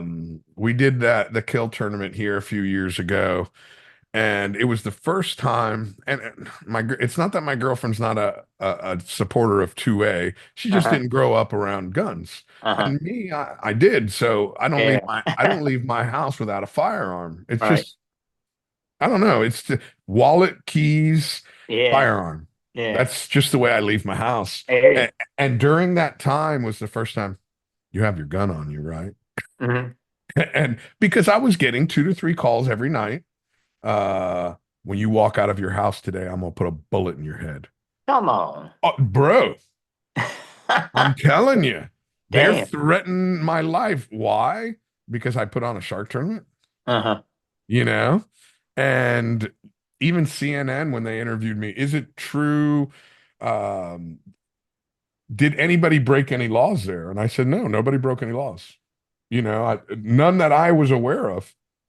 And he called me back up, the guy that interviewed me. He called me back up like 3 weeks later. I need some follow-up questions. I go, yeah, not a problem.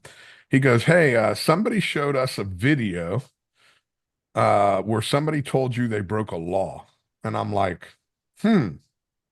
I have to see the video. Hmm. I can't confirm or deny anything unless I see the video. Do you mind telling me? Well, they have a video where a guy told you he pulled a shark behind his boat for 2 hours and it still didn't die. And I'm like, you expect me to remember that? I go, you know how many fishing stories I get in a day? Oh man, this is the biggest fish I've ever caught in my life. You know how many granders people have told me they've caught only Oh, for me to see a picture of a 400 pounder? yeah, yeah, I'm like, listen, I've coached so many people on how to drop back to a fish, and I always tell everybody, if you do a regular count of four, that's usually good enough. I go, yeah, but a lot of people, a count of four is one, two, three, four, you know? So everybody's time is a little bit different. I go, if you want to hold me in court for that, go right ahead, man. But yeah, I can't say that if somebody's telling me a story, I'm going to remember every aspect of yeah, their fishing story. I get, especially during that tournament, I had 20 people tell me about their sharks. I can't yeah, remember everybody's sharks, yeah, and they yeah, maybe pulled that thing for 10 minutes. yeah, And then next thing you know, for them, it was 2 hours. I'm like, you know where we fish off of Palm Beach. It don't yeah, take you 2 hours to get back in. yeah, It's a 10-minute ride. yep, So if you're pulling the shark behind the boat, which in the state of Florida is illegal, uh-huh, which it's that's a weird, I don't want to say that's a weird law. You're not supposed to uh-huh, pull it to torture it, but some fish you can't, like that fish they had in at the White Marlin Open a couple of years yeah, ago. It was too big to get in, so yeah, they had to tow it back. yeah, It's very Santiago of yeah. them, very old man in the sea. Oh yeah, definitely. I mean, I've watched that video all the time where they got that thing tied to the boat and it's just skipping on the background of the water, man. It happens. Yeah, You can't get it in the boat. I get yeah, it. Or better yet, listen, especially never mind a shark, just any you were just telling the story a little while ago with Antonio where you pull that blue marlin in and yeah, he's flopping around. And I love the fact that you use the word flopping because when yeah. they're 500 pounds, that's thrashing, dude. Oh yeah, dude. He was pissed, man. But I tell you, I had in Ocean City, Maryland. I was fishing out of the angler dock, and I caught this mako, and he ended up weighing like 685. But anyhow, we caught him and got him to the boat, man, and we put like three slugs in his head with the shotgun, okay, and then drug him backwards for about an hour, pulled him in the boat, and he was still moving around a little bit. So then we had a 2 hour ride home, and we throw him up on the dock, man, and hang him up. And there's probably about 200 people come down from the boardwalk to see this fish. They'd heard it, and there was like this couple of this mom and this and dad and like three little girls or boys. They had three little kids, probably from 5 to about 10. And that damn fish, man, they were standing there getting a picture taken. That fish like turned his head up like that. And every fucking about all 200 people like fucking scattered, man. They were gone. Now, you that reminds me of a story, and I can't remember if it was you or not. I think it was you. Were you the one that called in? You were fishing out of Fisherman's Center in Ocean City, Uh-huh. and you had a very heavy gentleman on your boat. Oh yeah, yeah, yeah, yeah, yeah. There's somebody the guy called I called the Charles on the sideband. He owned the marina, and I said I got a really fat guy on the boat. That I need some help getting him off the boat. Because the tide went down. And I knew this guy couldn't get up the ladder.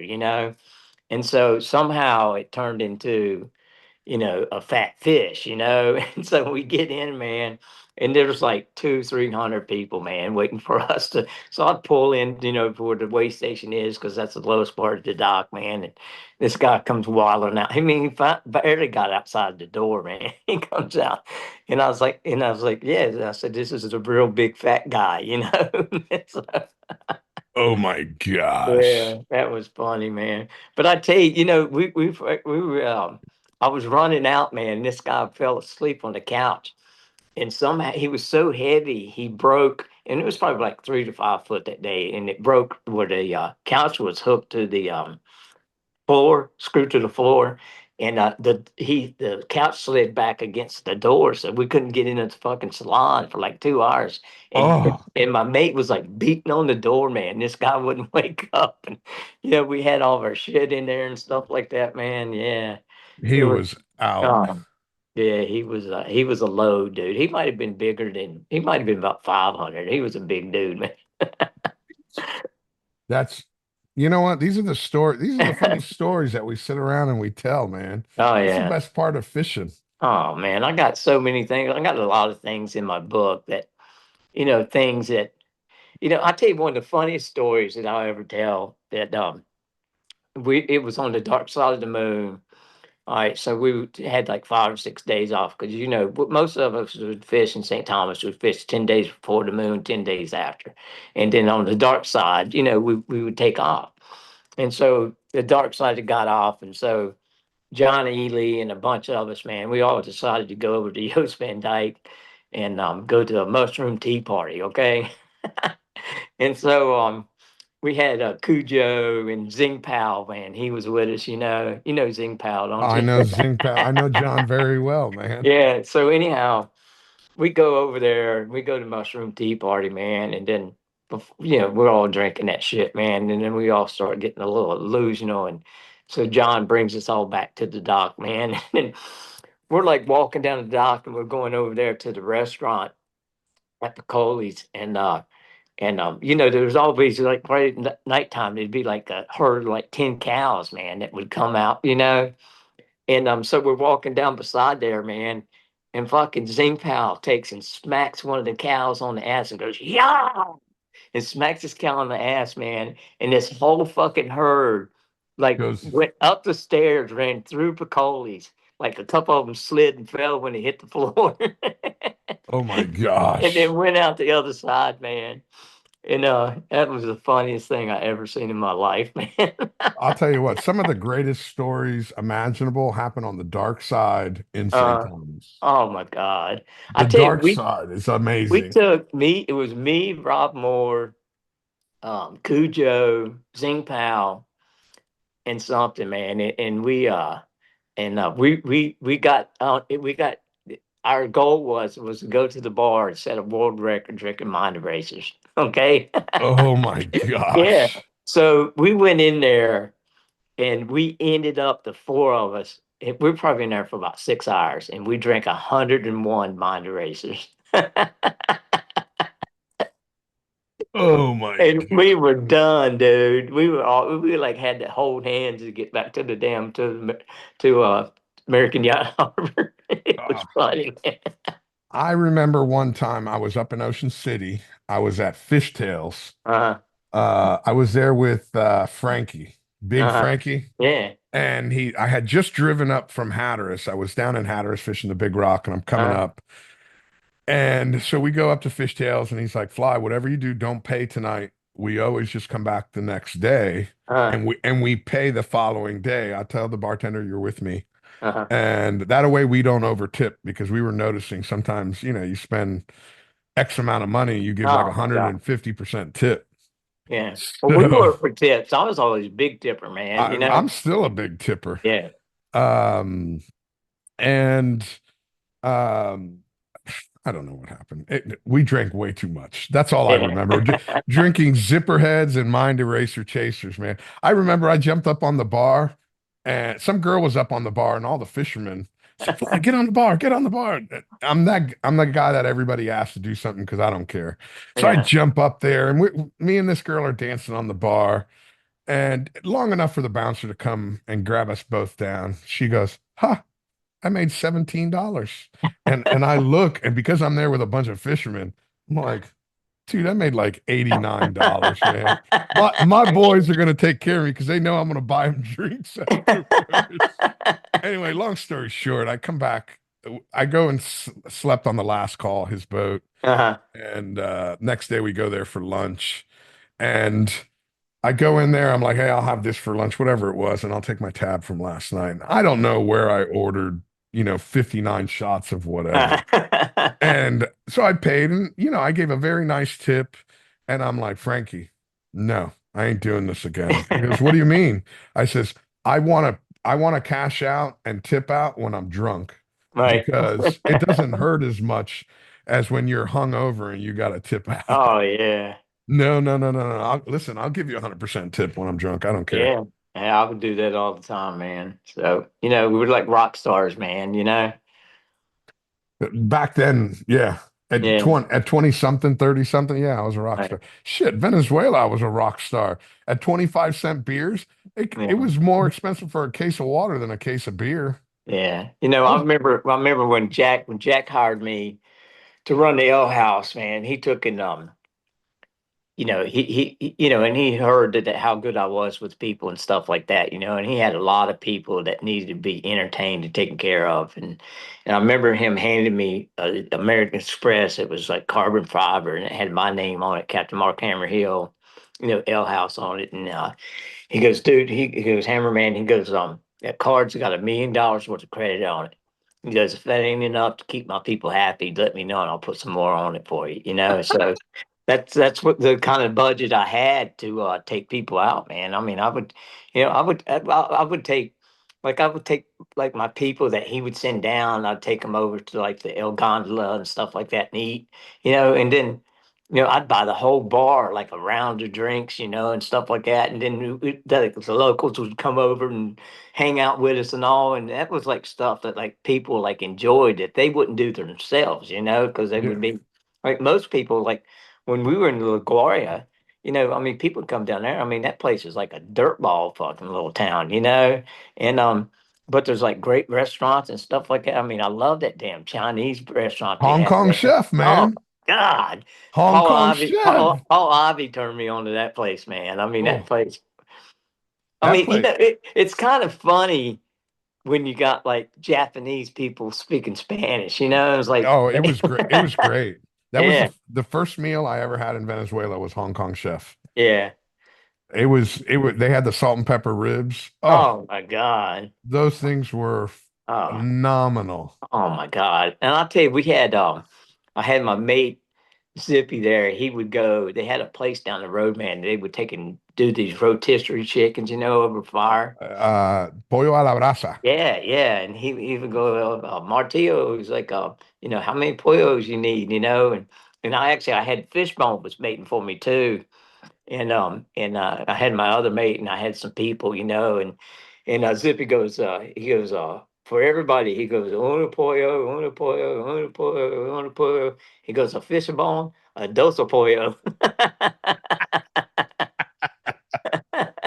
Listen, I loved it down there. I had so much fun fishing down Yeah. there. I mean, there was nothing else to do but fish. Oh yeah, yeah. It was a good time, and I'll tell you, dude, when I was there, we had Bobby Brown on the Misguided, had the Can't Touch This was on there, the Captivated was there, Paul Ivy on the Misguided, the um No, he was on the megabyte back then. Megabyte, yeah, Yeah. the Megabyte, and then had Robbie, on the Escapade, and then it had us, and then I had the Whopper Chopper was the Whopper Stopper was beside me with Johnny Buck, and we had a great and the Diamond Lady was there too, man, and we all like were a group, we were like a whole, man, like a family, man. I mean, we would cook like on the dock, one of us or two of us who would cook food every night, and take care of pictures, but we'd get rowdy, man. I remember one night Johnny Buck, man, he took we all got fired up, him and me and Jimmy Grant, man, and they had a bunch of plastic chairs, sitting there, probably about 25, man. For some reason, Johnny decided that we were going to do a chair breaking contest, and so we started taking those chairs and slamming them down and busting them up. And Raphael comes in the morning, man. And he goes, "Donnie, stop the chairs," and there Oh was my God. big pile of plastic, man. It was all that was there. But I mean, I loved it there, man. It was like, and the thing about it was like by taking care of like all these kids and people, it was like I could go down there and I never got ever once. tried to get robbed or get jumped or anything because I never had an issue. the word was that these American guys are here and they're good people. I mean, we're fishermen, man. We'll take care of people and we take care of y'all. And I mean, I'd walk around the streets with my damn Rolex on, and walk into like dirtball places, man, and never have anybody ever, try to jump me or stuff like that, and but it's like it happened the same way in like Eastman Harris and stuff when I first went down there with Berto and other places, you just take care of the people and they'll take care of you. That's the biggest thing. You just take care of the locals Yep. and make sure they're happy and they'll take care of you. Oh yeah. Yeah. Treat everybody fair. Everybody Yep. makes a good living, Yep. and again, it's the fraternity, brother. Yeah. It's the fraternity. Yeah. So Well, I tell you, I took, and I love seeing like a lot of these guys from like Mexico and other places, Costa Rica and stuff that got their passports and get to travel to the United States and fish tournaments and stuff like that. And look my at mate, Hector. Look at Hector. yeah, yeah. Well, my mate Berto, I took him and I got his passport and I had to ride on the bus with him all the way to Mexico City. All right. And sign off for him. Actually, Charles and I signed off for him and got his passport.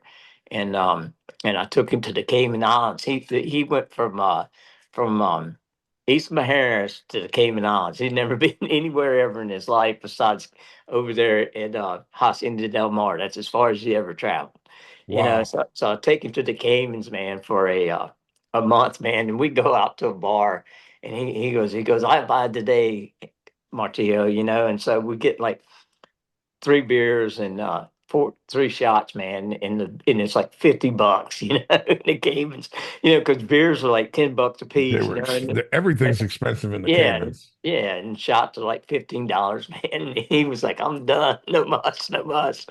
But he traveled, and he won the damn White Marlin Open on I forget the name of the boat, man, but he got a good chunk of money and he's set, and Hector, man, I mean he's set.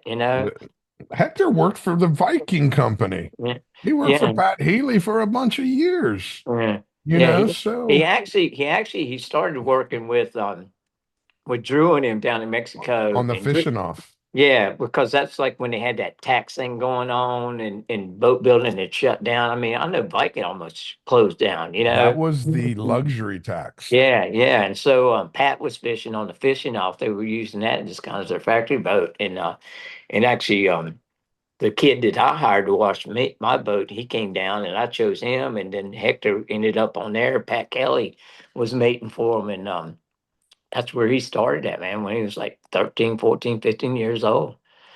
Wow. Yep. And then he kept going with Viking, and then Pat and Drew got him his passport and stuff like that, and got him to be able to travel and things like that, man. And I mean, shit, he's got his own taxi cab now and shit like that, man. I mean, he's got He's it a there. he's a businessman Yeah, I in mean, he's probably the Mexico now. richest Mexican on Eastern Harris, man. Listen, it's not a bad place to live. Yeah, I think Pete Sanchez moved back down there and he's got a 4 or 8 bedroom little hacienda he's got going on there after spending all them years in Saudi Arabia. yeah. Well, Anthony, he's got it going on there, man. I mean, I mean that he's living the life. He is. He's got it set up really nice. He's done a really good job down there. Yeah, yeah. I remember watching him his whole deal when he went through there, and I would go down there when he was fishing with Wink on that little Merritt, and stuff like that. And I remember Dan buying buying bait from he was cutting mults and stuff, and I'd buy all my dredge mults and stuff from Anthony, and I think he called it As Is Bait Company. He's like everything is as is. You buy it as is. Yeah. Shit, I So remember running out of dredge mullets in PA one year, and I would go out in the morning and catch yellowtail snappers with a jig yeah, and just use yellowtails for my yeah, mullet for my dredges. But back then we didn't run triple banger dredges. yeah, You ran one arm with one on each, so that's four and whatever, 2 or 3 down the middle. So yeah, you go out and you catch a dozen yellowtails, debone them, Hmm. lead under their chin, and away Yeah, you go, they'll man. swim, won't they? Man, it looks Yeah. like a pot of something, man. And Hey, yellowtail. dude, you put some weight on it, you can make anything fucking swim, you know? Listen, the bigger the weight, the dumber the mate. Yeah, I hear you there. I ain't heard that one in a while. Oh my gosh. Listen, that's because as you get older, you get better at rigging. So your Yeah. weights get smart. When you first start, Oh yeah. everything was 4, 3 ounces. Oh And yeah. then by the time you're experienced, it's like an eighth of an ounce. Yeah. Well, then the biggest thing is like, when we started first fishing with split bills, I mean, we'd take the split bill on the ballyhoo and it'd get down there and dig and shit like that, and we would like using no weight at all, man. I mean, if you could rig a ballyhoo with no weight and make it swim, I mean, you were the man, and I actually had Chip Schaefer showed me that, we were over in Chubb, man, and he caught actually I think he had Mike Everly was baiting for him, and he'd caught like 10 or 15 sales, man. And I was like, man, what? And but he was up on the bank, like fishing right there on the edge. But he goes, man, I must have caught 100 barracudas to catch 15 sales, and then he was rigging them on like 5 wire, and he showed, and him and Mike showed me what they were doing, and that's kind of how I learned how to rig those things, Yeah, I remember. You remember Randy Kaufman? Yeah, yeah, I was in Venezuela. Randy says, "Hey, I want to show you something." So he was buying those weights that had the rubber inserts on it, yeah. Hmm. and he would pull the rubber inserts out and he would crimp that to the shank of the hook back when we were still using the Uh-huh. 9175s. Yeah. Uh-huh. And he would crimp it on the shank and he goes, you you don't ever have to add a weight to it ever again. It sits right up in here in the gill plate. Uh-huh. And I was like, son of a bitch. It wasn't 2 or 3 years later that somebody shipped it somewhere and would have them had the 9175s Right. made molded with the lead on the shank Yeah, I remember that. on the Yeah. shaft. And but I remember the first time I ever saw it was Randy Kaufman with those rubber leads. Yeah. And I was like, well, I'll be damned. That's a perfect place because back with the 9175s, the shank would sit right up underneath on the Yeah. gill plate Yeah. and it would sit there perfectly. And man, Mhm. especially in Venezuela where it was windy, Yeah. man, that extra eighth of an ounce, quarter of an ounce would help your bait from getting blown all the way over to left field. Yeah. But Yeah. when some go ahead. But like hooking fish back then was like so much harder than it is like now with the circle hook and stuff like that. I mean, you had to have, I mean, you had to have such good hand-eye coordination. And the one thing that I always said, and I was like really, really good at this was, you got to be there before the fish gets there. If the fish gets there before you do, you're done, And then I remember a guy I was teaching how to fish one day, and he and I was teaching him to drop back and the method, and he goes, "Well, won't that hurt the fish?" And I'm like, "Dude, if you don't hurt him, you ain't gonna fucking catch him." I mean, that's what it is, Exactly. but the technique back then, dropping back and because back then, drop backs were different. You had to feel, how aggressive the fish was, or, and especially if fish come, piling up on the teeter and then jumps right over on the flat line, and you get that little like reach like that, and you've already had a like a half-ass shot at it, man. But if you could see him before, get the hook out and get it ready for him before he got there, then you had his ass, and Jimmy and Dave and Don Cartwright and guys like that made it for him, man. I mean, they were excellent like that. Yeah, they were good guys. Yeah, that's it, again, like you're right. It's totally Yeah. different with the circle Well, hooks now. it's like my boy, Gio. I I remember Gia working for you Yeah, in Ocean City when you yeah. Well, guys were just across the way from us. yeah. Well, Gio came in with me. Actually, Spunky has a real end. He goes, look, he goes, I got a nephew of mine that really wants to learn how to fish. And so I was running the stroking, and I said, all right, I'll give him a try, And so I took Gio on the boat, man, and I tried to show him some things, and he had a hard time learning how to rig baits and stuff like that. But dude, when it came to like hooking fish, man, I mean, he had such good hand-eye coordination, man. I mean, he was on it like right off the bat, man. I mean, he wouldn't miss a thing, and he was so quick in the cockpit. And but it took time for him to he couldn't twist wire right. I'd have to rig all the dredge mullets and stuff like that, and then I would rig all the baits because I wanted everything to be perfect. I mean, back then, I mean, most guys were rigging, 15, 20 baits a day. I'd have 100, every day, and then I would have. I would swap out my rigs every day. Every day I'd take whatever I fished with. That day it got thrown away because you get that little rust tip on the end of there, and I would have new rigs every day that we'd fish with. And but man, you talk about somebody that could hook a fish, man. He was probably one of the best. Between him and Jimmy Grant, the best I ever had. I mean, they didn't miss nothing. You Jimmy know? was pretty damn impressive. Yeah. Jimmy Grant, I think he has gills behind his ears, Oh to be yeah. honest with you. Oh yeah. Yeah. He's got some gills there, so Yeah. Well, some of us, it's just, it's like we get a gift from God, and we get like, have something that a little special that other people don't have. I mean, we just have that instinct and just knowing when something's going to happen, and can see, I could tell when I get in an area, like, I was like, all right, boys, get ready, it's going to happen here. something's gonna happen. Yeah, yeah, manned all battle stations. Well, Hammer, we've been talking pretty good time here. Yeah. You got any last little bits you want to Well, add I to tell you, this? one thing I'm kind of looking for is make. I mean, I would love to get some Fly Zone fishing gear. If you could send me some, Te Text me your address. I will. I'm actually flying out tomorrow, and I've got a stack of stuff that I'm bringing with me because I'm flying to the Maldives. Uh-huh. And I'm bringing a bunch of stuff. So if you text me your address, Well, I'll send it out. If I don't send it out before I leave, only because I'm leaving on Sunday tomorrow, I'll get it as soon as I get back. I'm gone for 10 days. okay. What And then size are you? What size are you now? XL, XL. XL? Okay. Yeah, Yeah, yeah. I got all my tournament stuff right here. I got it all over the place.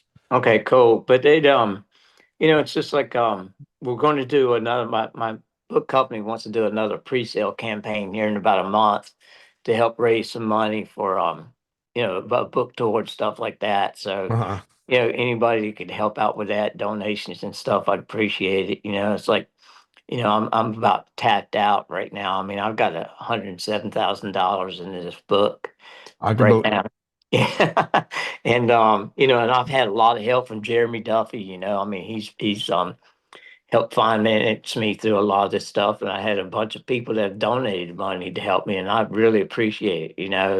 It this thing, when it hits the rack and starts making some money, the people that help me out will definitely get what they helped me out with, and more than what they did. I can tell you that.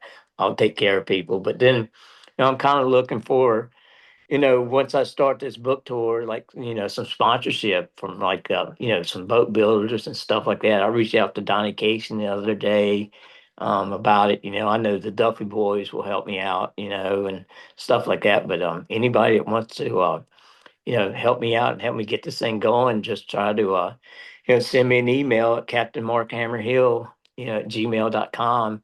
And, I'd like to take I do this next, pre-sale campaign, if I could put that on your page too. whatever you'd like, man. You're Yeah, yeah, welcome to it.